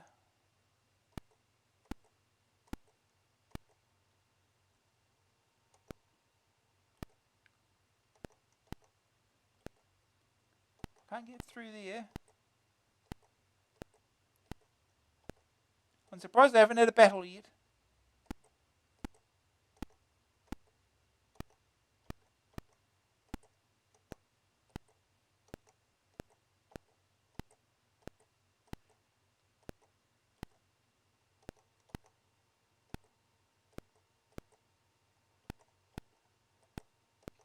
Probably just going around in circles now.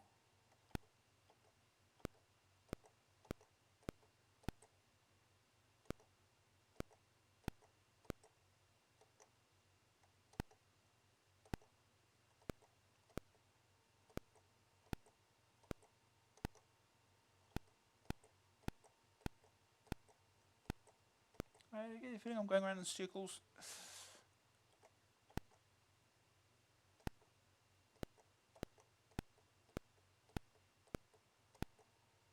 Yeah, back at the samurai statue again. Still surprised they haven't had a battle yet.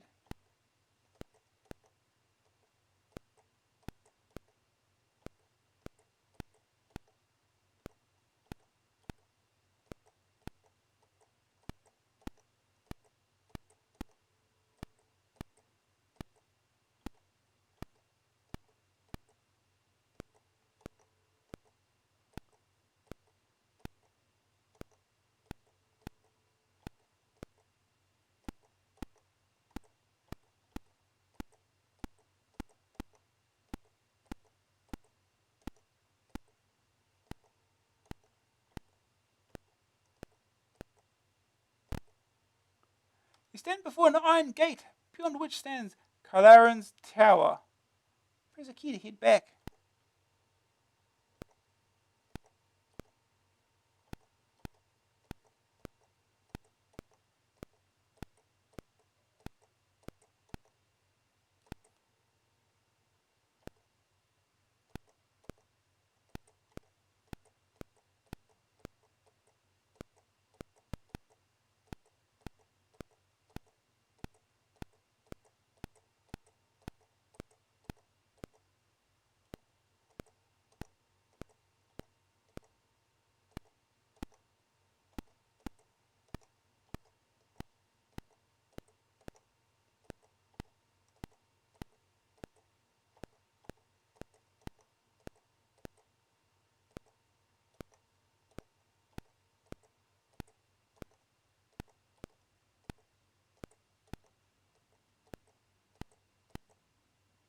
You stand before the city gates, which are blocked by a gigantic snowdrift.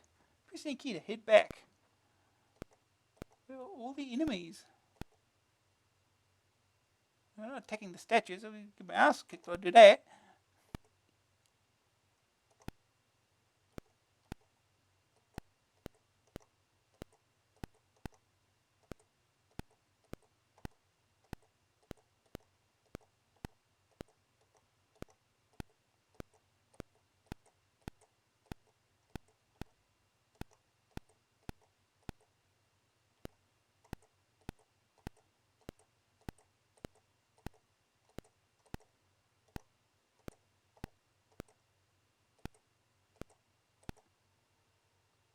A statue of a stone giant.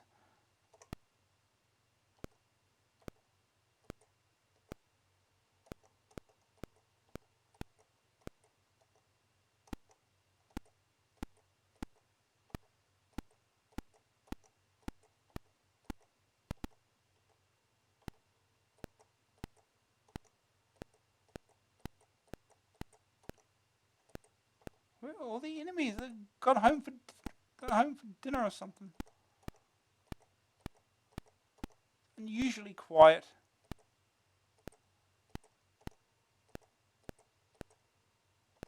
Sure, in testing, I made about 3 steps out of the guild and I got attacked, I'm sure.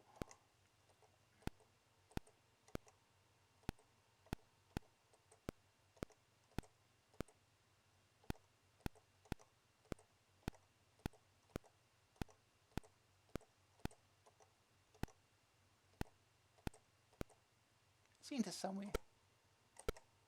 I think.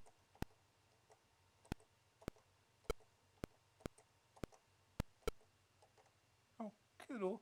You're in an empty building. Exit building.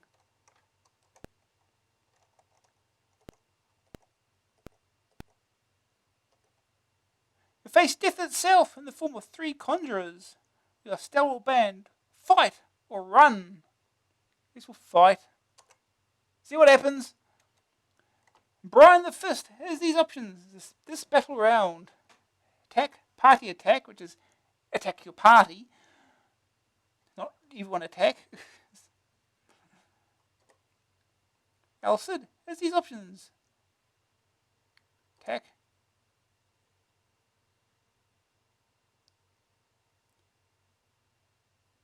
Warrior.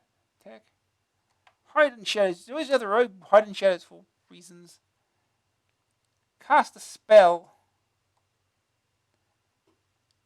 He's a conjurer.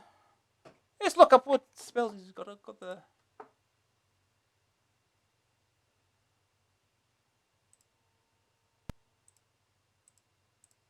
I have the manual handy. Lists all the spells.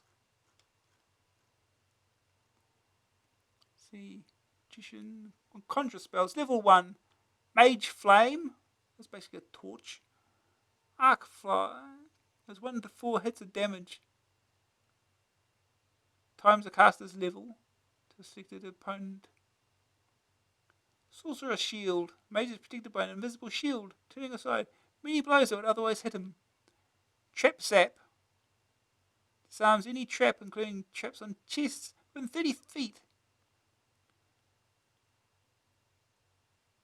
So ARFI. I wonder if that works. Let's try it. First have all the first level spells, right?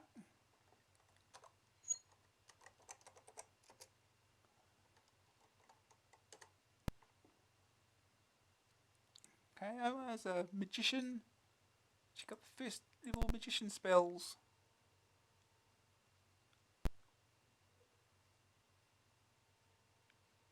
Purple plating causes the weapon or hands of a party member to emit a magic field that inflicts 2 to 8 points of additional damage.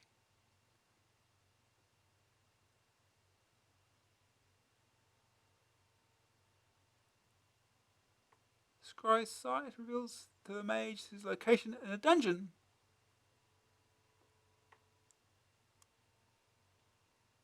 So got more armor stuff than anything.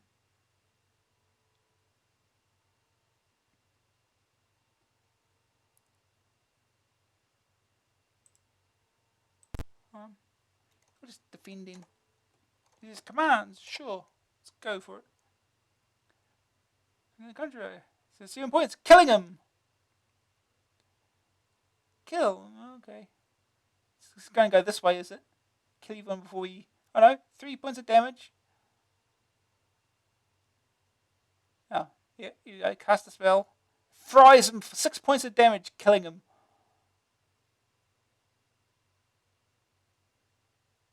Each character receives 50 experience points for valor and battle knowledge, and 23 pieces of gold. Whoa. Well, that worked out alright. Exit building.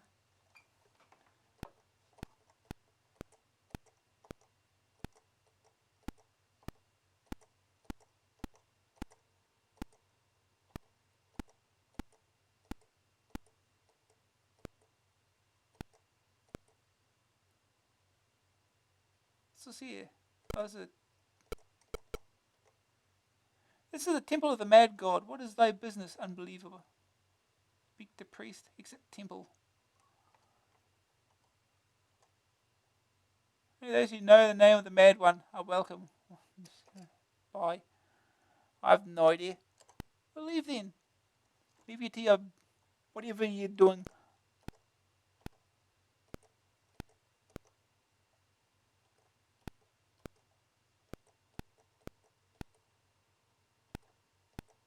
All of this temple?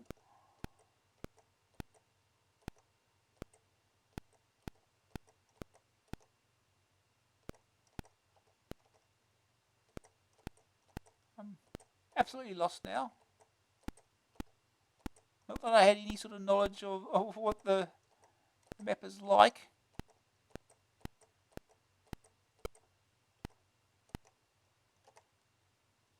Face death itself in the form of 6 dwarves.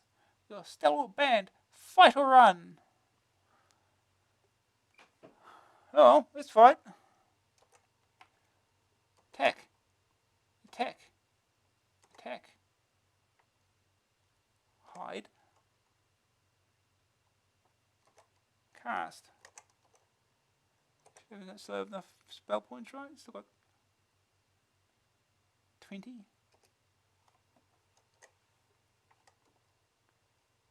And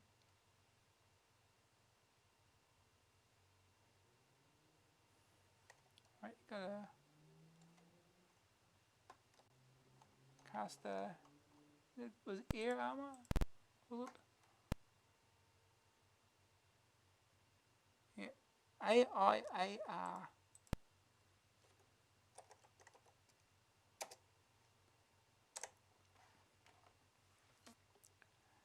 Oh, swings at a dwarf, hits it for 4 points of damage. 3 points of damage. Also swings at a dwarf, hits it for 4 points of damage. A dwarf slashes at Samson, but misses. Good. A dwarf slashes at Samson and hits for 5 points of damage. Ow. Misses. 4 points of damage. Oh no. Yeah, fries him for 5 points of damage, killing him. Omar casts a spell. The dwarf slashes at Samson, but misses. Still face 5 dwarves. Fight. Attack, attack, attack. Hide.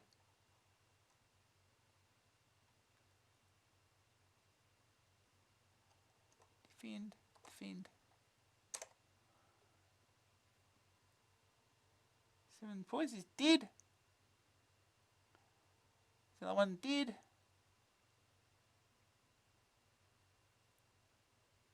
Eight points of damage. 7 points of damage. Oh no. He's gonna die eventually. 5 points of damage. Oh, here we go. The hooting starts. Still face 3 dwarves.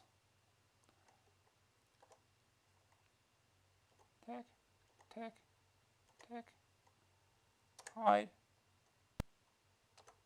Do another arc fire.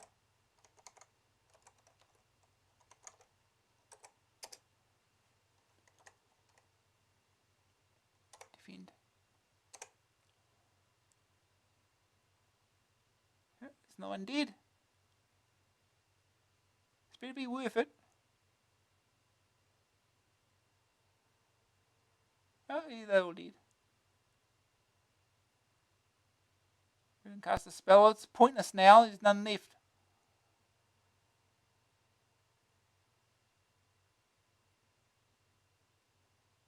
Each character receives 80 experience points for valor and battle knowledge. Brian the Fist found a mace.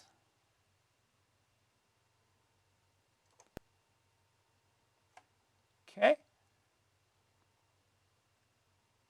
How do you look up our inventory? There you go. Get chainmail, mace.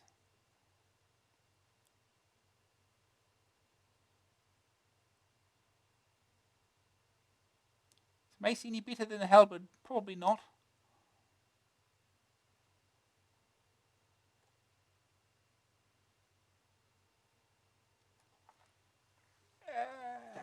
Oops.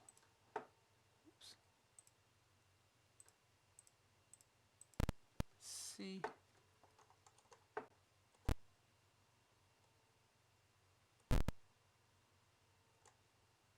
Do the instructions explain damages?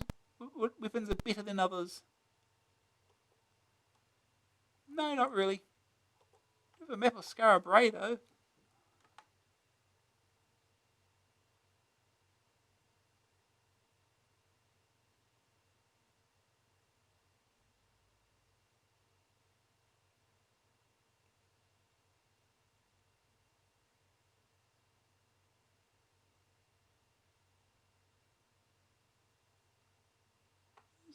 Here's a temple.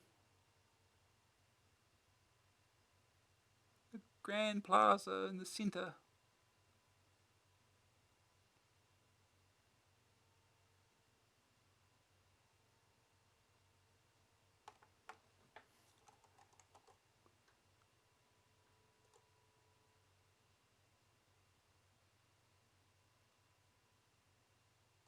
Okay, so that's where there's a temple or something, by the looks of it.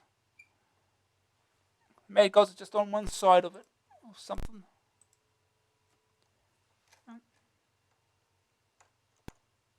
Face west. See if we can find that place again so we can heal.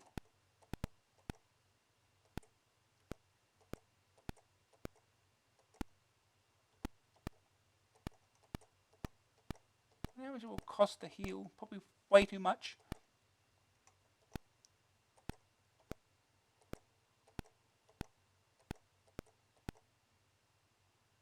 This is the city gates. So, okay, that gives me an idea where I am at least on the map.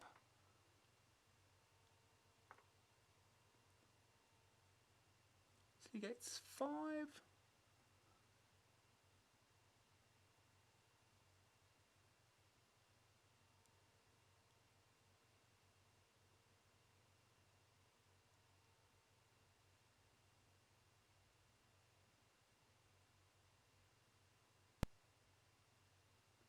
Okay, we're in the middle west bit. We just need to go east-ish.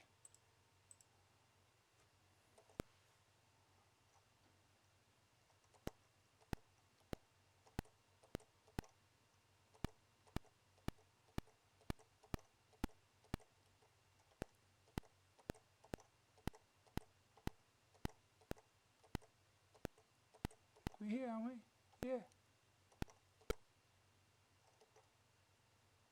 Look 'em, a weary ones to a humble temple, who needeth healing.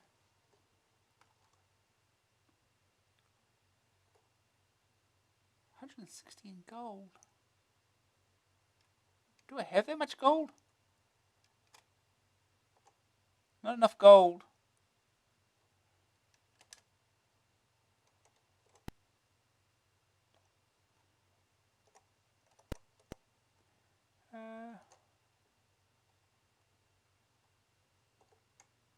If we pull gold,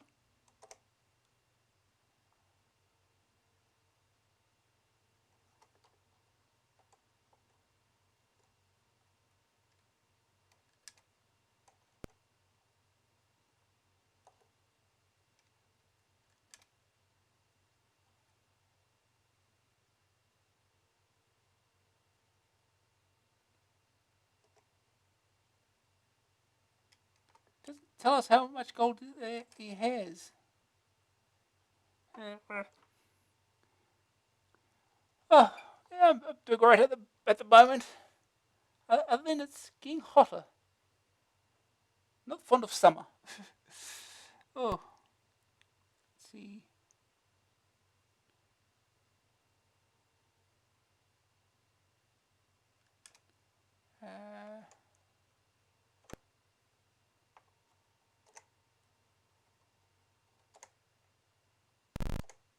Priest lay hands on him, and he is healed.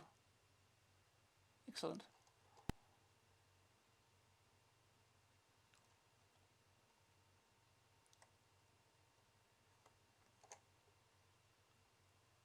Gold 212. So we could probably afford to do one. Brian the Fist as well.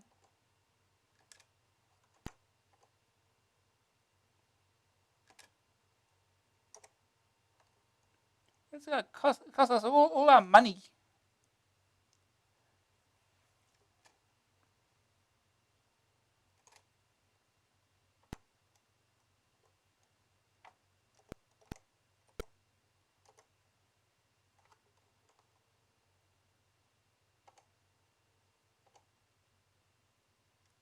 And he is healed. Just 100 for that. Okay, so I've got 112 gold left. Wonderful.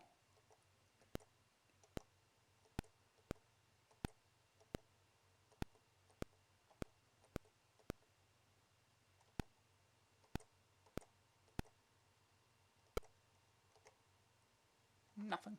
Empty building.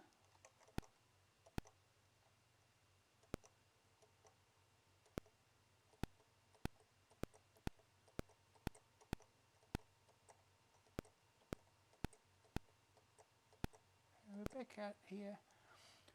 Where can we go here?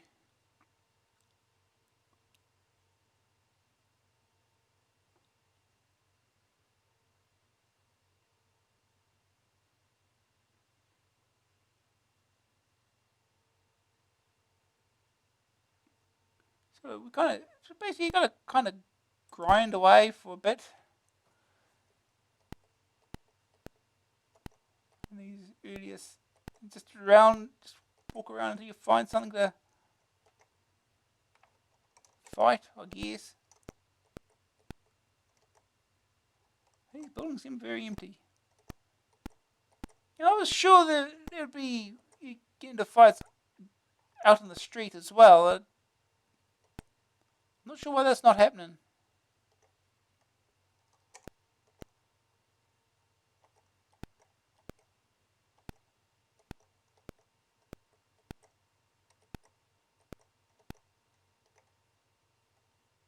You're in an empty building.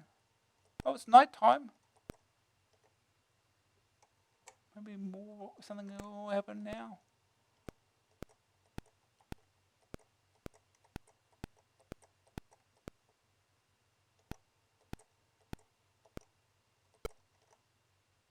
Two spiders. How bad can two spiders be? Tack, tack, tack.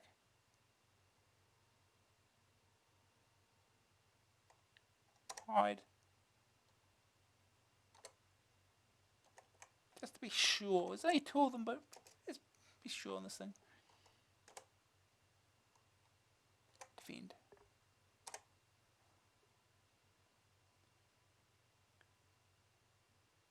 Oh, 16 damage. Dead. Dead. Oh, okay, that wasn't so bad.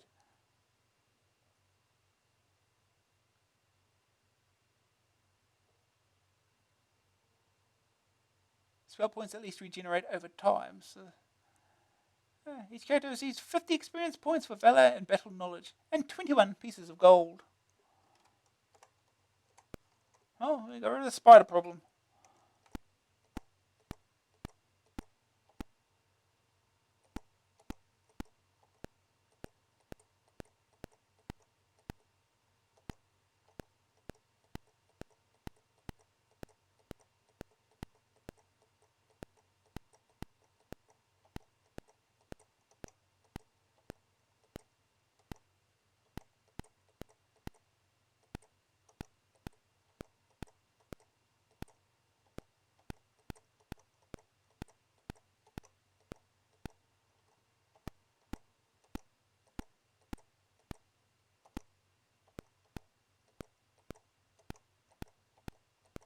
Okay, I'm lost again. Go back here again. Where's the inn from here?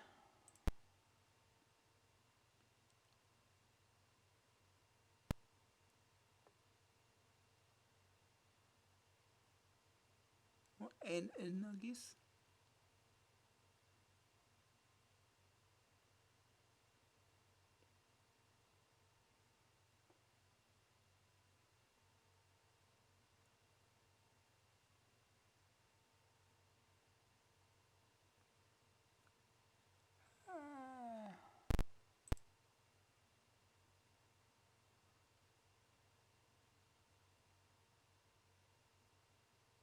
We're north-ish.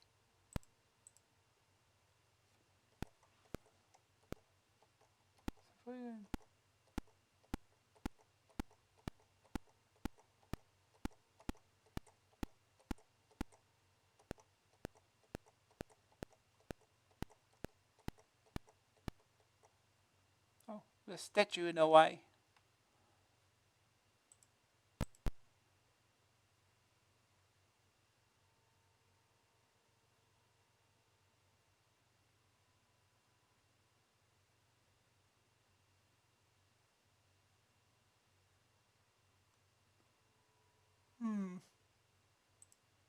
How do I get lost in that so quickly?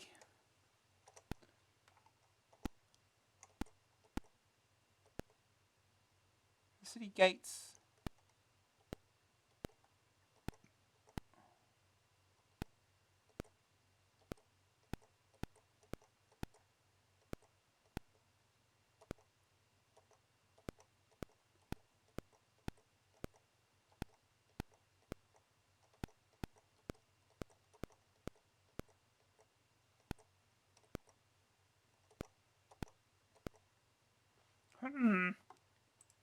I don't think this map is all that accurate.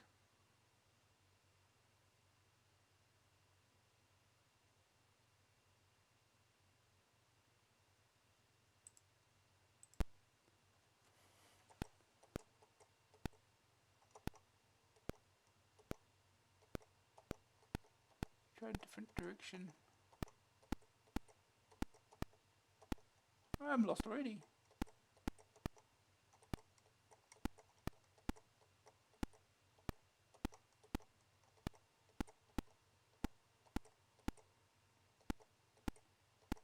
Okay, going around in circles again. Okay. We're back at the temple area again.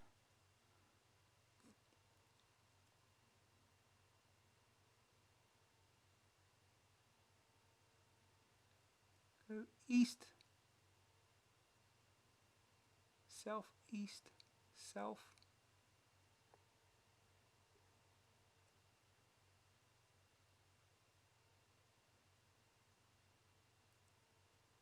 East, east, southeast, south, west.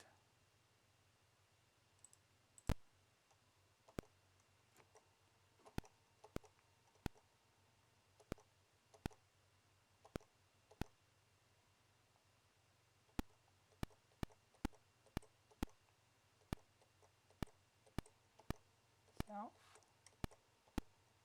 east, south, west.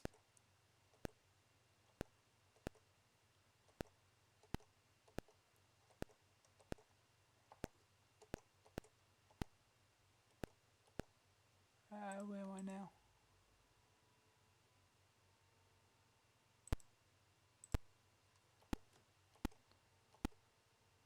South.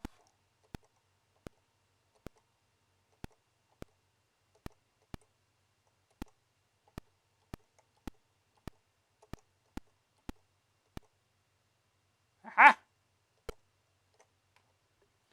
Hail, travellers, step to the bar, and I'll draw you a tankard. Talk to the barkeep. Oh, talk to the barkeep. Talk ain't cheap, the barkeep says. How much will you tip him? 1. A taste of wine might turn it to really adventure. Barkeep whispers. Good. Sure that was worth it.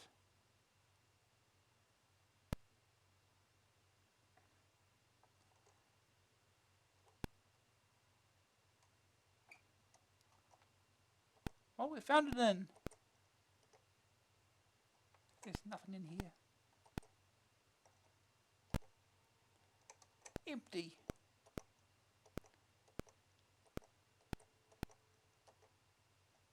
Empty. There you go. Face death itself in the form of 3 nomads. Your stalwart band. Fight or run. Fight.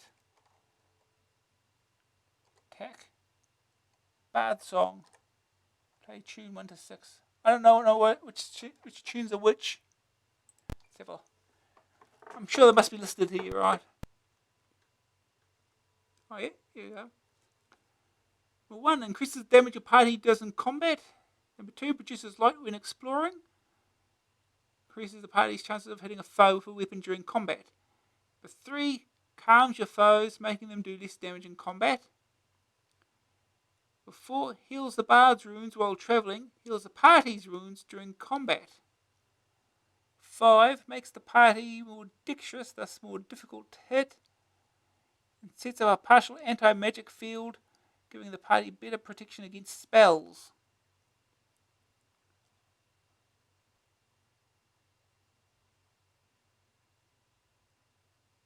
Alright. We'll do 3. See how well that works.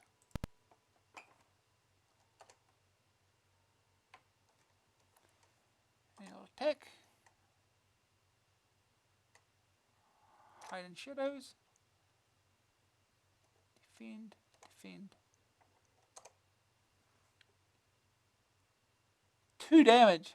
Ow. That's not much. 7. That's better. Music. Doesn't last long. A nomad swings it with 6 points. Yeah, this helped. I'm sure.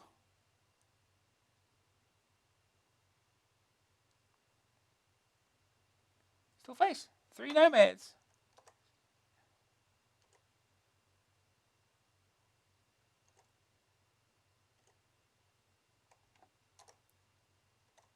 Cast.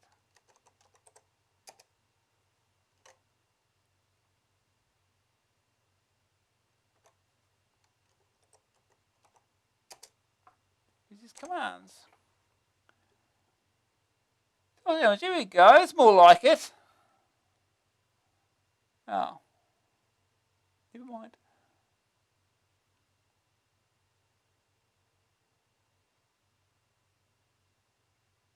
Misses. It's good. Ow. Here we go. Fried it.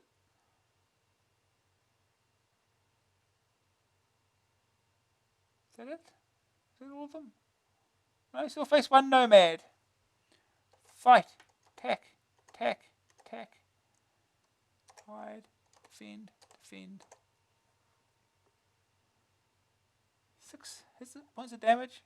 Come on, you do better than that. Well, come on. A bit more. Can't be much left. Yeah, never mind. Well, ow. Still face 1 nomad. Fight. Attack. Attack. Attack. Hide. Defend. Defend. There we go. 15 points of damage. Why didn't you do that in the first place? Better be worth it. 60 experience points for that. Really? I wonder if it's worth it.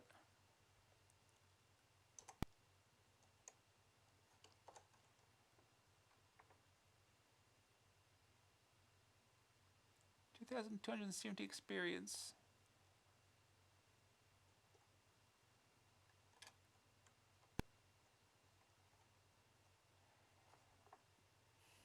Anyway, I should probably continue on from that. It's a bar style. It'll take a long time to play through. Yeah, we'll move on. Move on to the next review.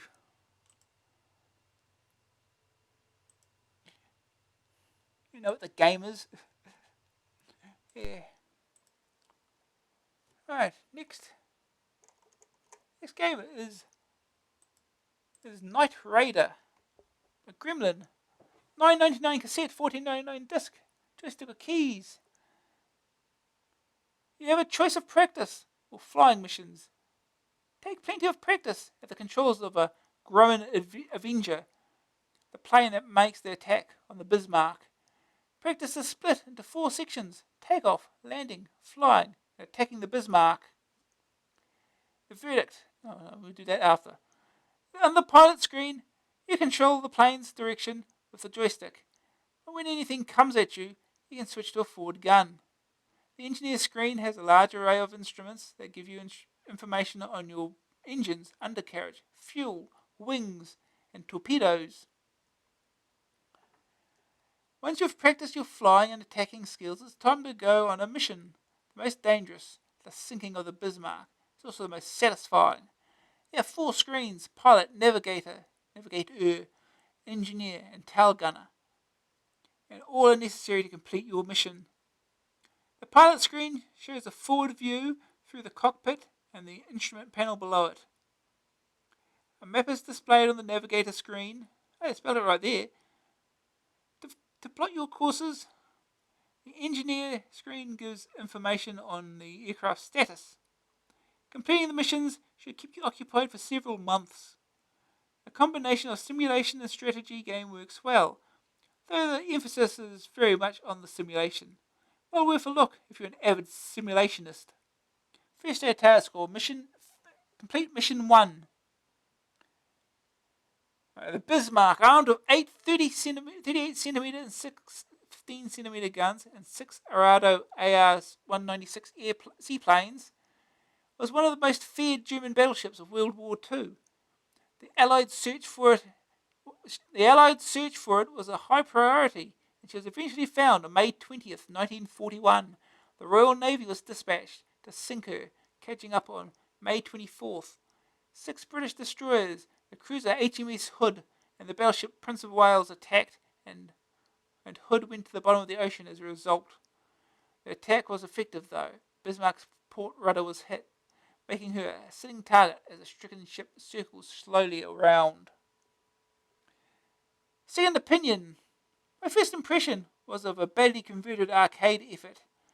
After playing a couple of times, the simulation aspects of the game became more apparent. Bank left. Keep her steady. Shoot the bomber. Oh dear, I'm in the Atlantic again. I'm totally hooked. Green screen. All clear. The verdict. Graphics 45%. Control panels are done very well. Colour could be better. Sonics 23%. Simple engine and gun effects. Grab factor 65%. Practice mode gives you the chance to prepare for the missions. You can just play the practice options if all you want to do is blow things up. Staying power 74%. Missions of varying difficulty. After completing them, you may not want to play again. AA rating 69%. One of the better recent simulations. Also, the green screen is all clear.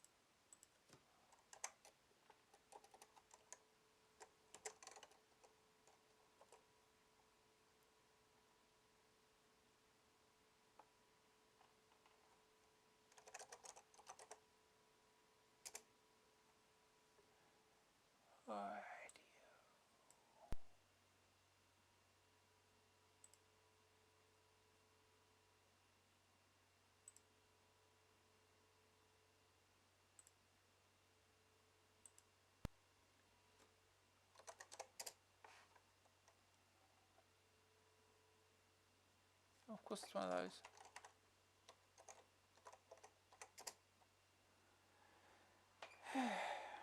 Knight Raider. Amstrad version written by Dave Pridmore and Greg Holmes. Graphics Simon Phipps and Terry Lloyd. Original game concept Acme Animation. Copyright 1988. Gremlin Graphics. No titles. I obviously couldn't afford any further tunes from what's his name?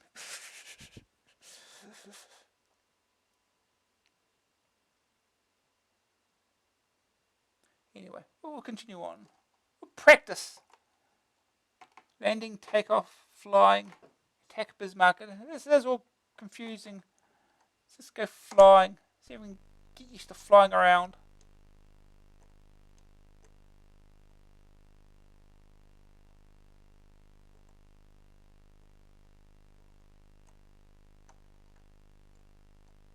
Okay, these are screens. I've got a pointer. On, off.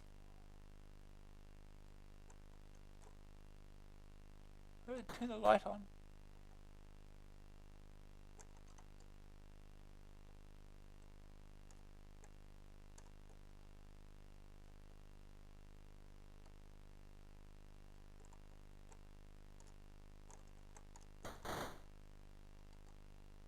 Keep hearing things.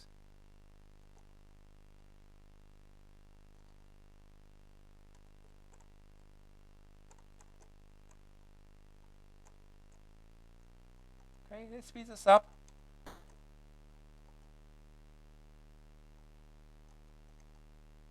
So target section.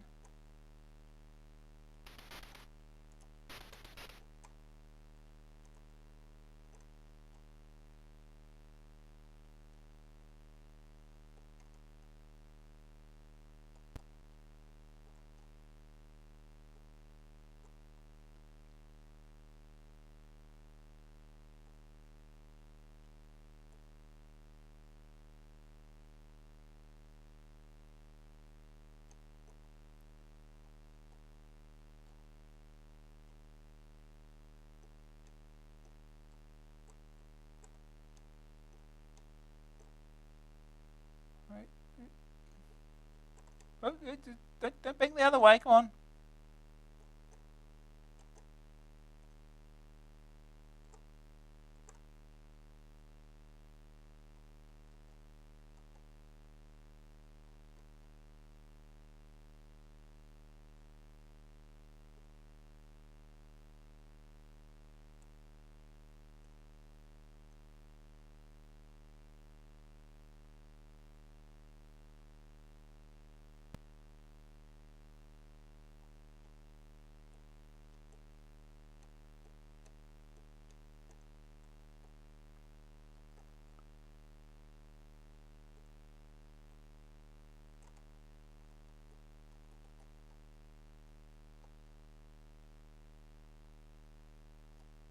Okay.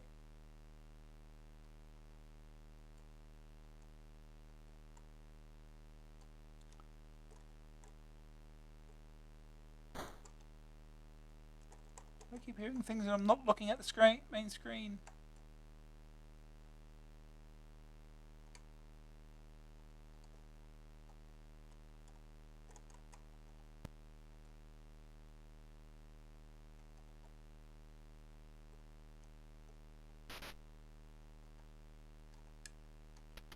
And then shoot from the front too.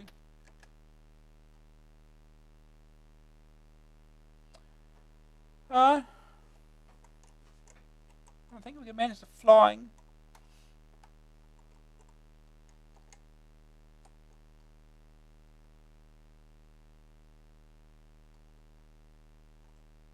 Oh, it's just the pointer.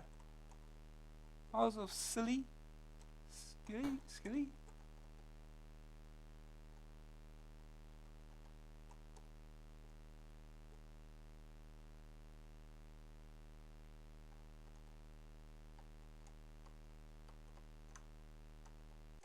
Okay, input. Sure, yes. Practice that attack, I guess.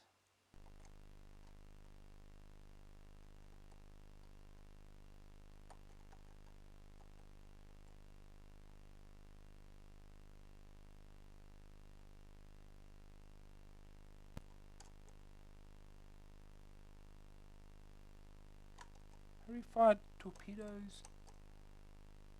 Or any other weapon for that matter.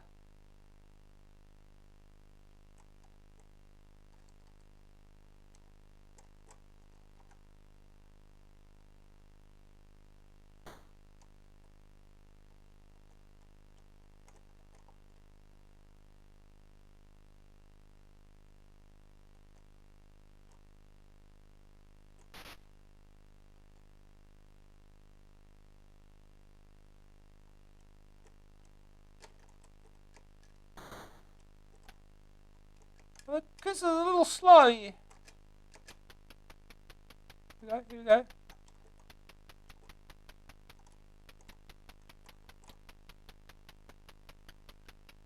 Well, gonna destroy it or what?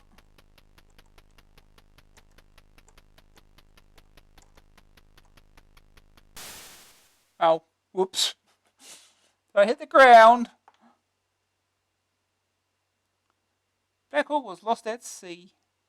Sorry, the ocean I hit then.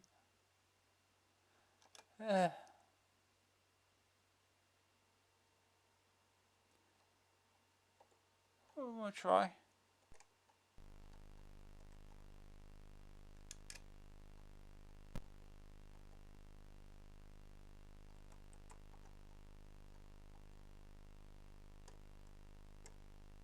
A little bit of height, maybe. Oh. Maybe don't get a little bit of height. I think they spotted me.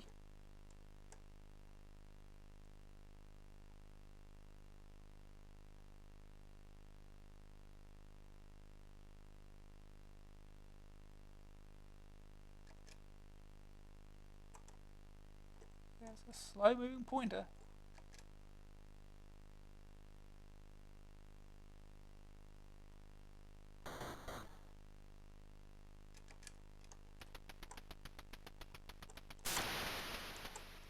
Ooh, I think I got him. Hit something.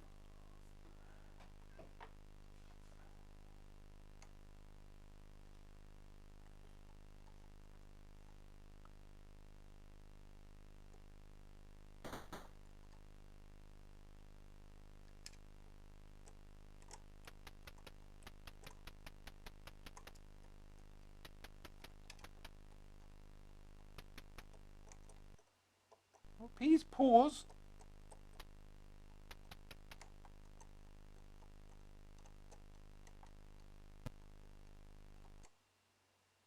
No, I'm not sure. Not quitting.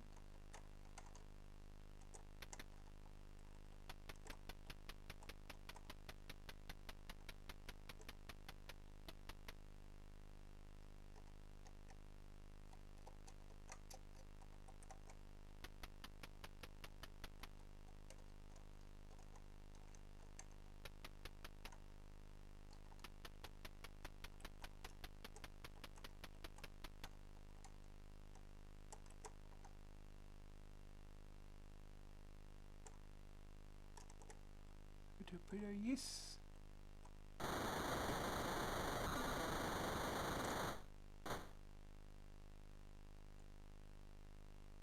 Okay.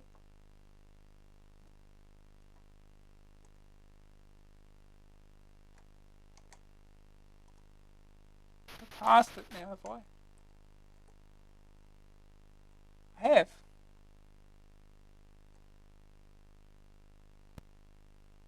Means you have to turn around.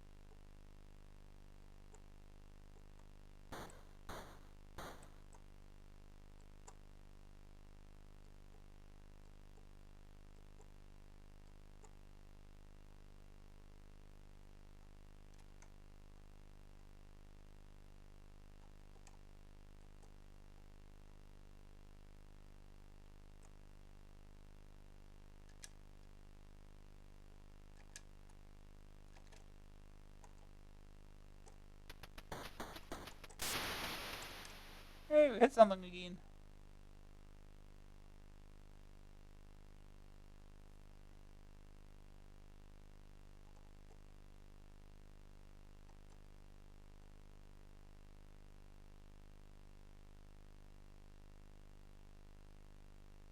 We're coming up on it in time now.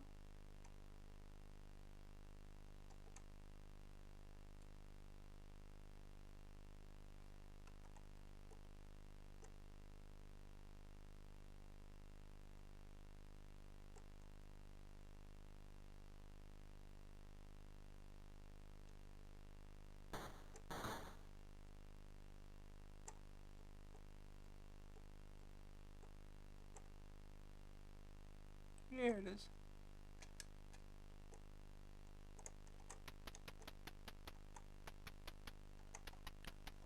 I don't know if this does anything. I have no idea how you launch rockets or torpedoes or whatever.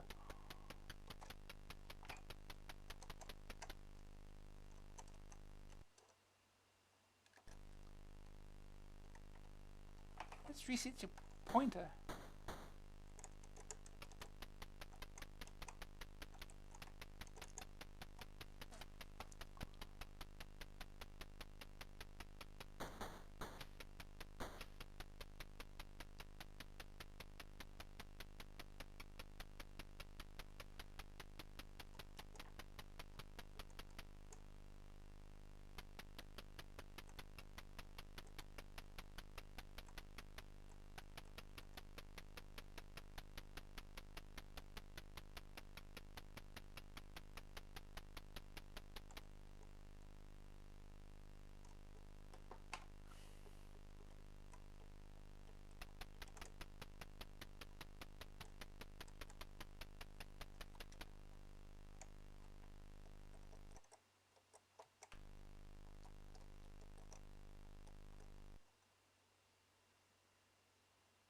Oh, hard luck, you missed Bismarck.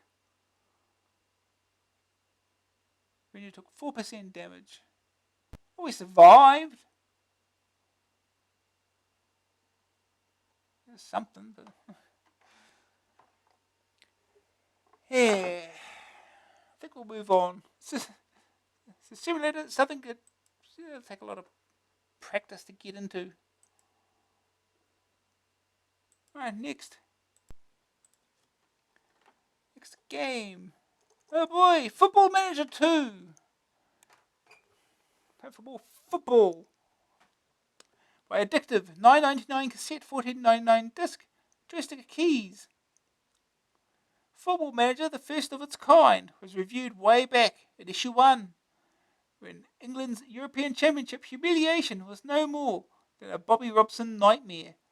Big League Soccer and Football Director were in a similar mould. Now Addictive bounced back with a sequel. Come and have a go if you think you're hard enough. This is a game with two halves, Brian. Strategy and highlights. The strategy is all done using menus and pointers, while the match highlights shows a 3D view of the pitch with small animated players running, tackling and kicking.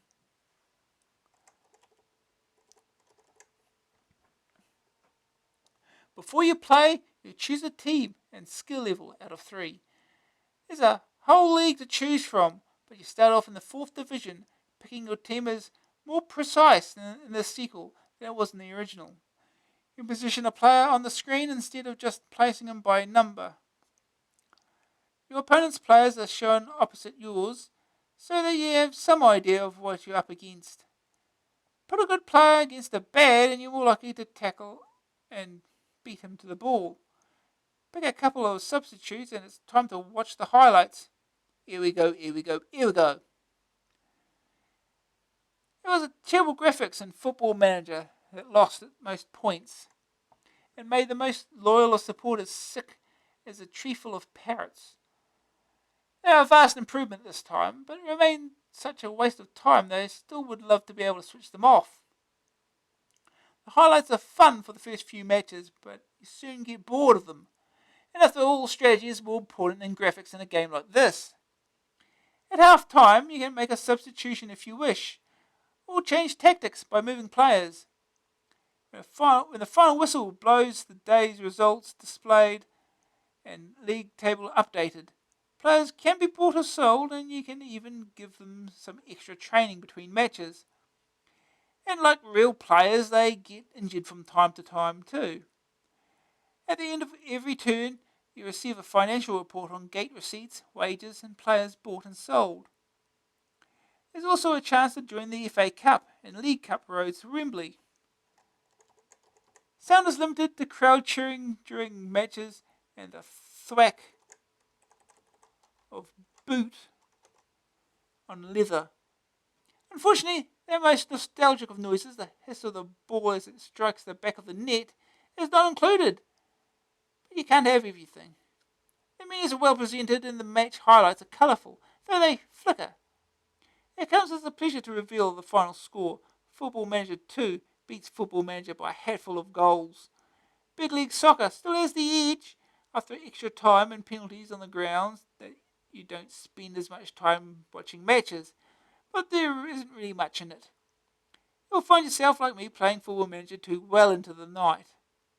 First Day Italia, get promoted to Division 3 on the second level. Ooh. AA Funny Fact number 1. Did you know that Steve Carey supports West Brom?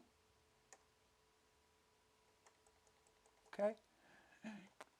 Second opinion. If you are a certified footer loony, this could well be the management game for you. I'm not quite clear why anyone would want to play what is only a text database handling game when they could be out there playing the real thing. That's right, match day 2. But if you have to have it, you certainly won't be disappointed. I agree wholeheartedly that the highlights should be optional. I never felt involved enough to concentrate on them and found my attention wandering. Still, when all is said and done, the addictive team done great, and they can only be good for the game. Green screen, champion. You pick your team, then watch the obligatory highlights. Here we go. Say that again, huh? The verdict. Graphics 48%. Colourful and well animated match highlights. Menus are done well too. Sonic's 19%. A cheering crowd is the best you get. Grab factor 64%. Football fans will be over the moon. Friendly menus make it easy just to start playing. Staying power 78%. Football management games get played rather than completed. Match highlights tend to irritate after a while. AA rating 72%.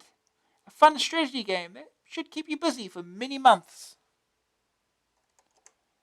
Might as well give it a go, I guess.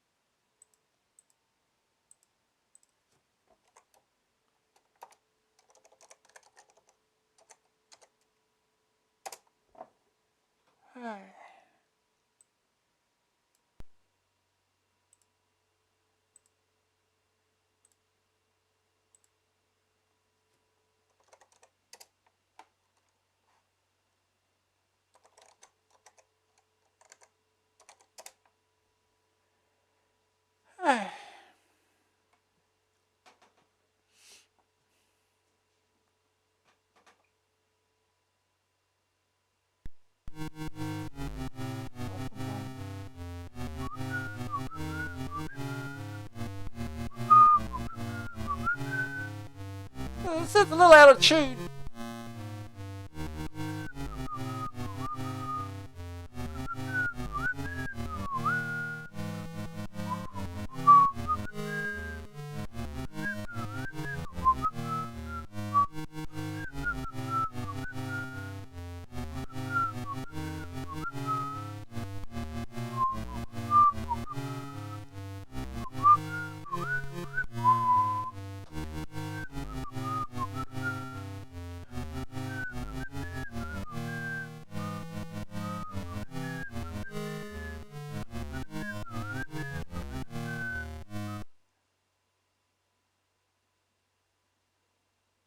Okay.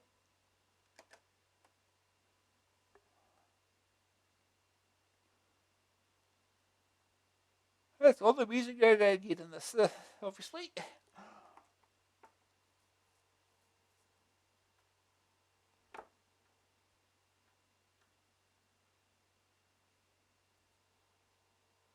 Press 1 for joystick, 2 keyboard.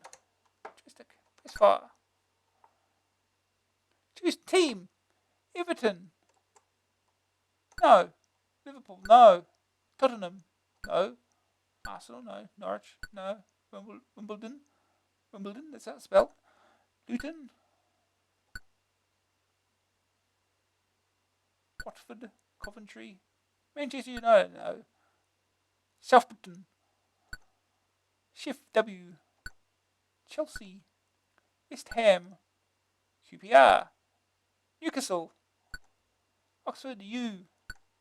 Charlton. Derby. Lace C. Good. Manchester City.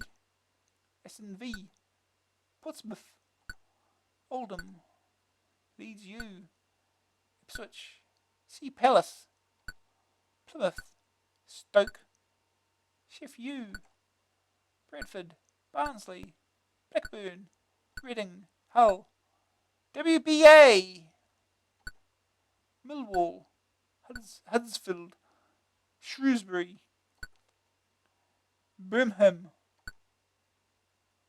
Bournemouth. Midbro. Sure, we'll go there. Midbro. Brewery Limited have offered 16,000. Management rating 50. Accept this offer as a sponsorship, so sure, why not?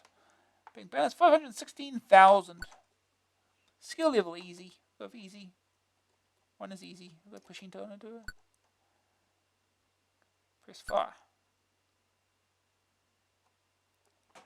Management rating 1. Success points 0. Seasons 0. Championships 0. FA Cup wins 0. League Cup wins 0. Skill level 1. Load save game? No. League match. Cardiff versus Midbro. Press fire. Okay, we get to assign our players here.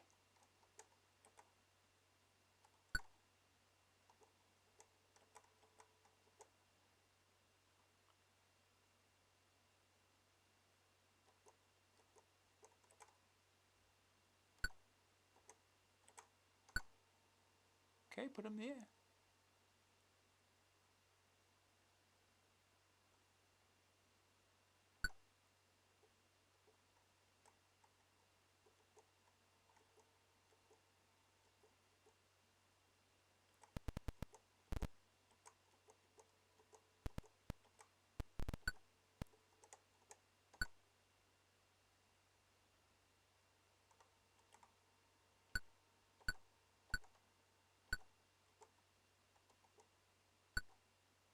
That's all I wanted to do.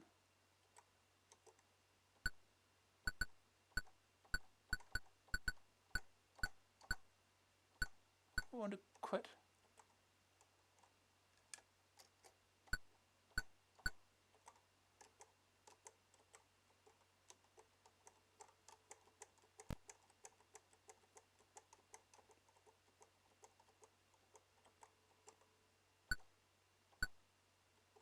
Oh, you go.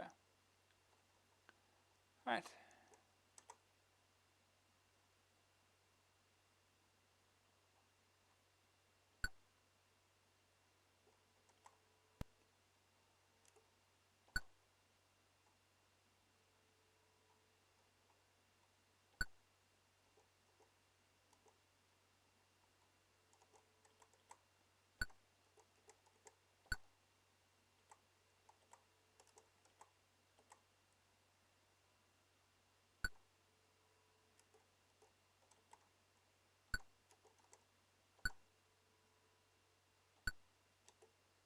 We can go back here. Good.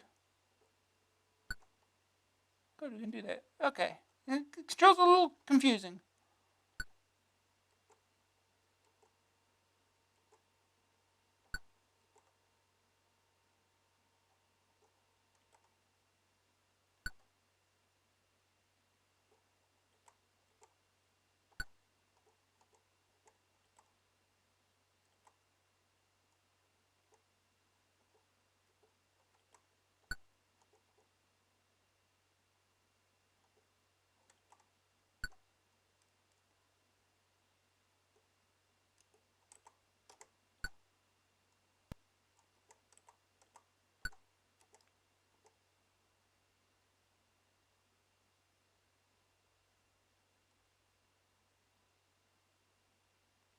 It's going for higher numbers. It doesn't really explain what the numbers are.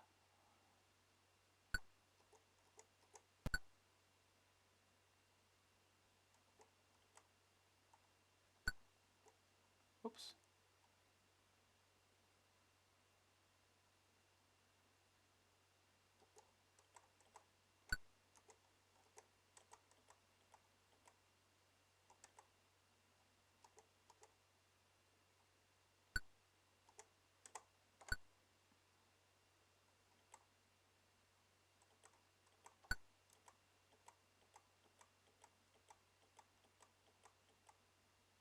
Oh, put the goalkeeper down the...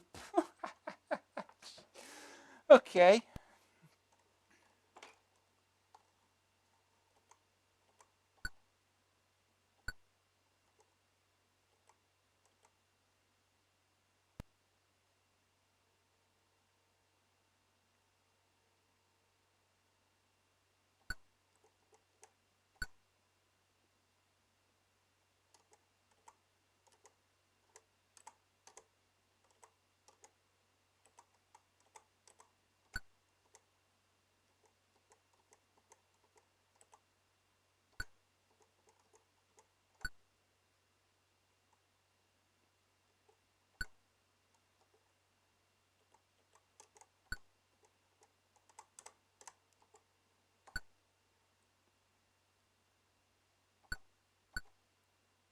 Choose a substitute.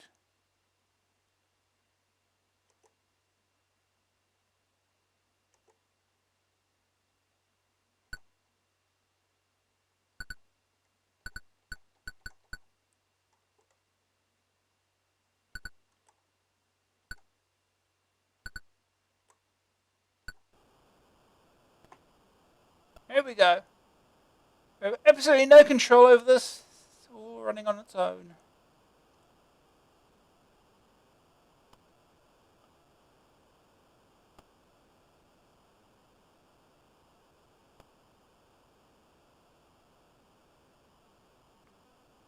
We're going to lose already. Yep, that's what's going to happen.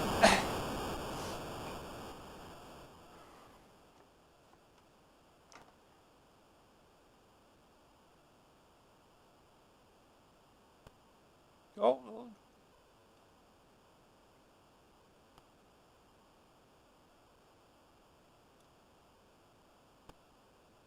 it's just like the real thing.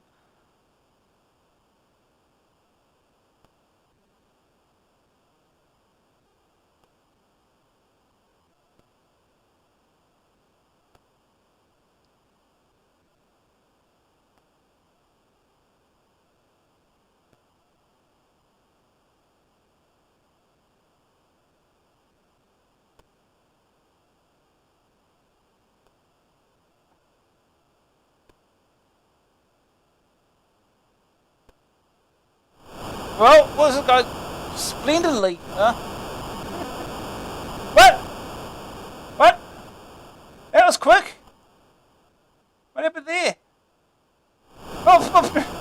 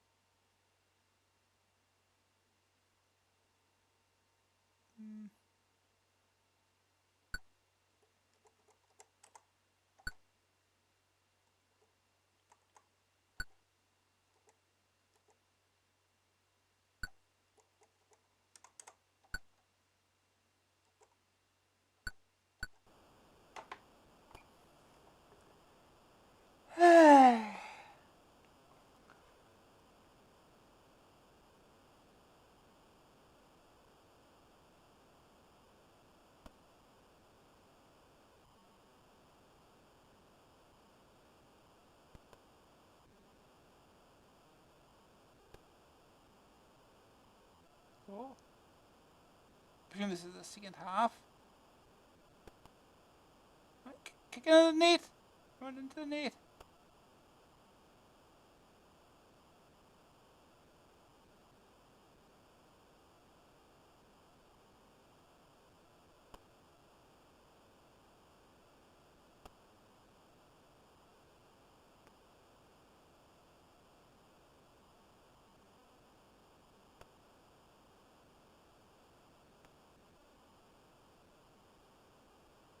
Oh. Oof.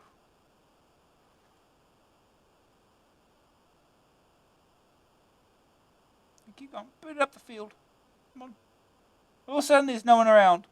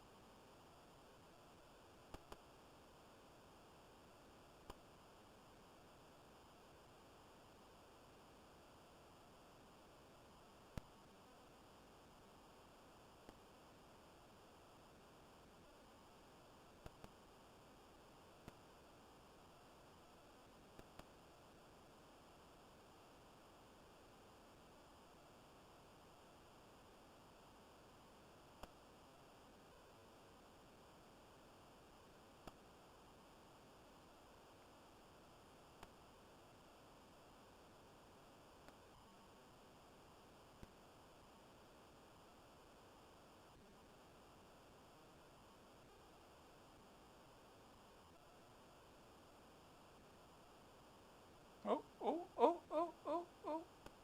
Oh.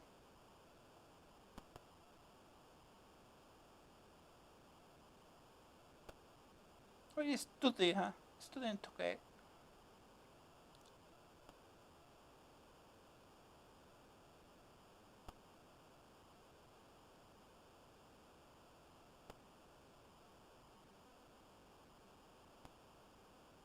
I don't know if it was all that.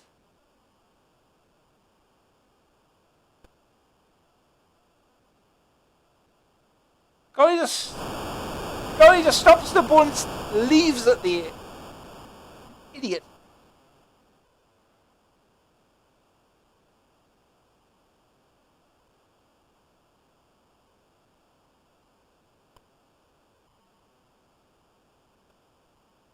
Accuracy, please.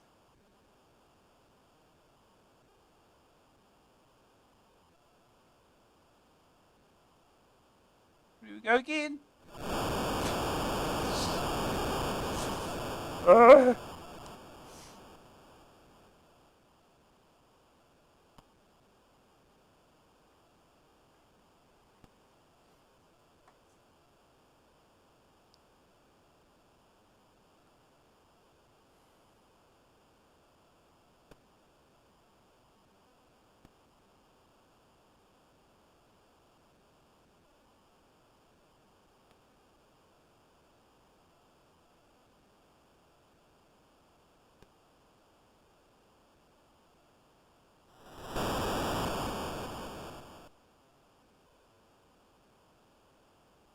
And they go, and they go, yeah, here we go. That's one. That's all we got. Well,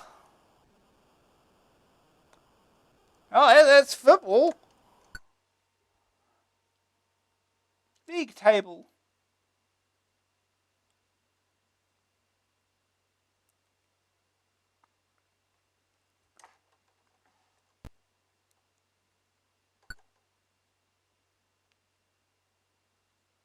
Yeah, right on the bottom. No injuries at least. I guess that's something. Finance, gate receipts, 9,000. Player buy sell, 0. Player wages, minus 3,000. Overheads, minus 10,000. Profit, 12,000. Bank balance, 512,000. So we lost 4,000 in all. Sell players. No.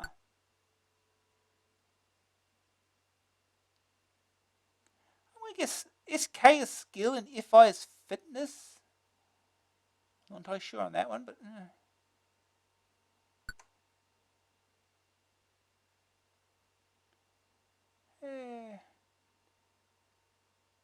players for sale. No. Passing training. Yeah, extra training, sure. Pass height, pass length. Length. Increase. Management record. It doesn't change much, has it? FA Cup, round 1. It's a Cardiff again. Cardiff again.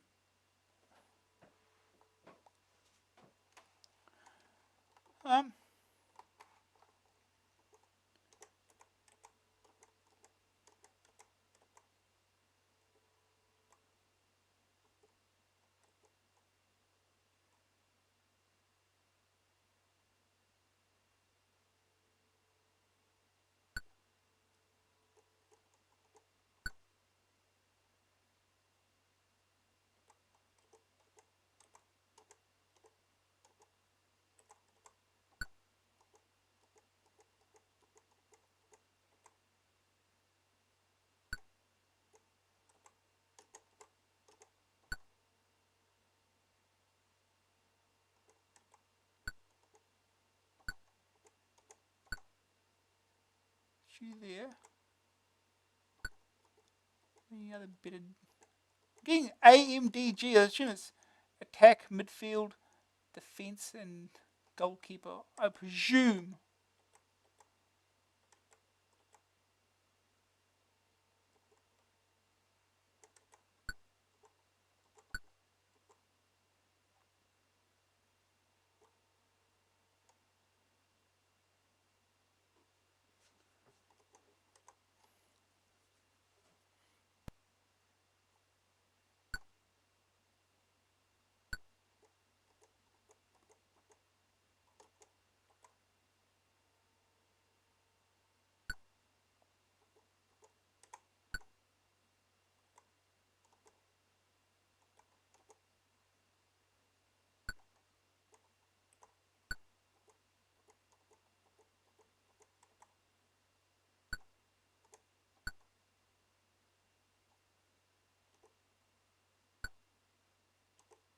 Here again.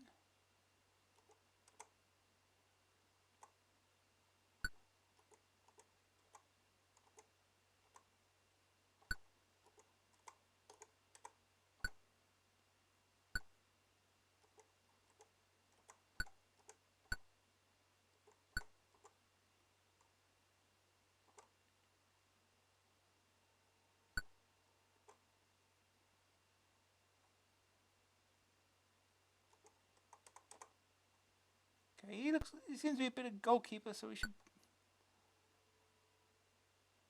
pull him out of here. Well, it explains why we're not scoring any goals. Don't put him back. Oh, don't.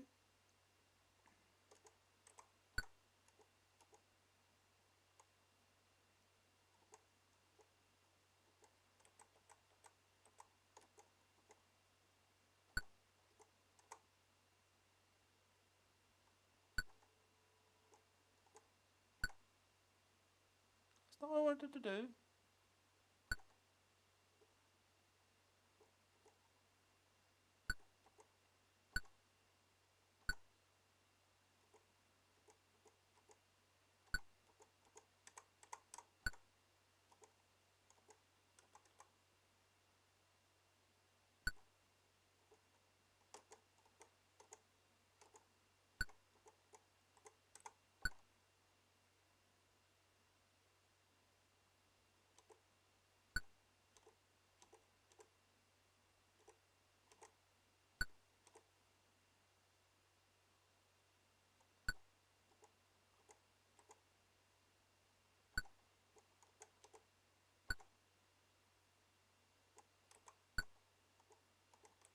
Put actual good goalkeeper in here.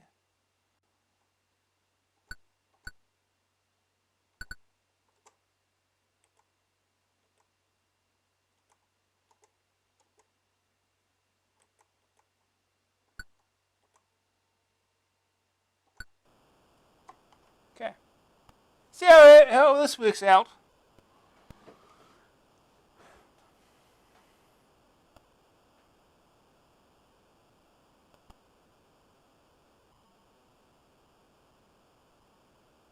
What? Where's the ball all of a sudden down this end?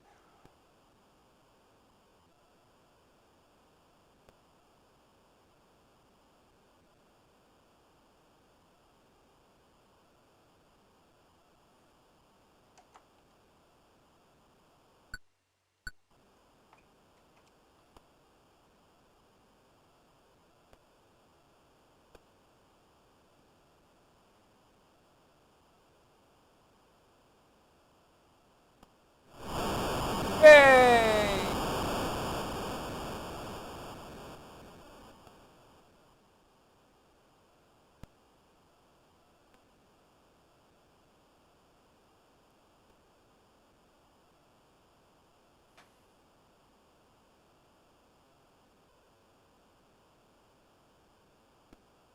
Oh.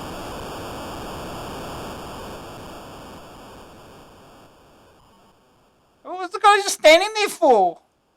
Just as he looks at the ball. Oh.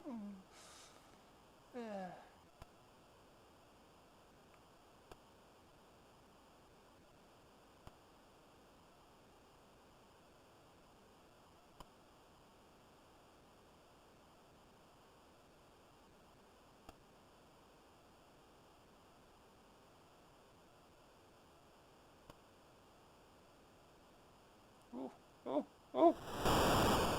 Replay. Oh,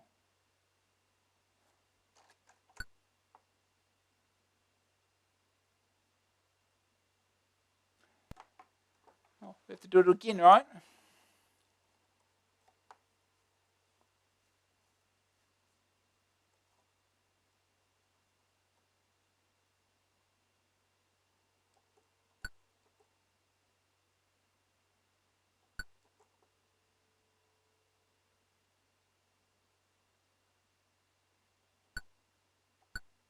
No, we just keep the same team, shall we?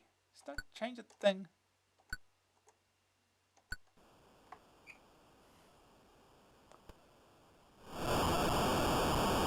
I didn't take long.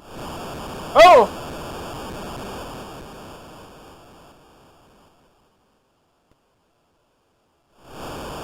2-1.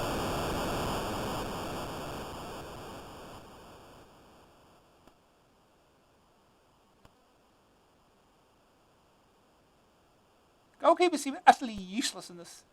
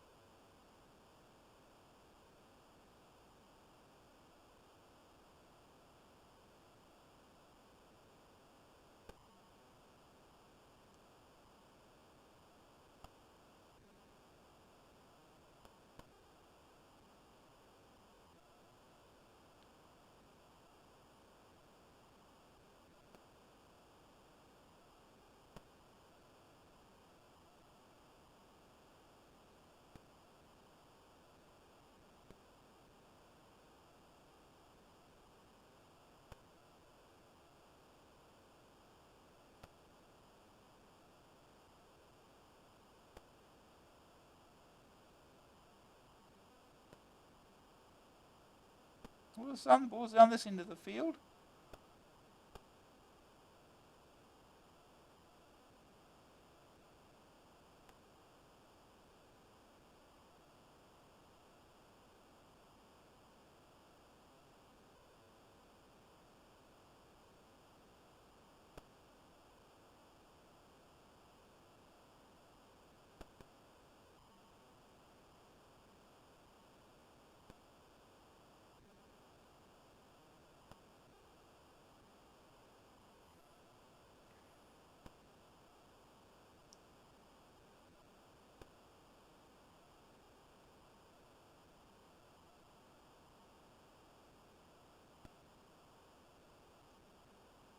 Uh-oh.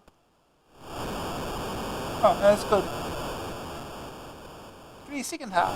Oh, and again.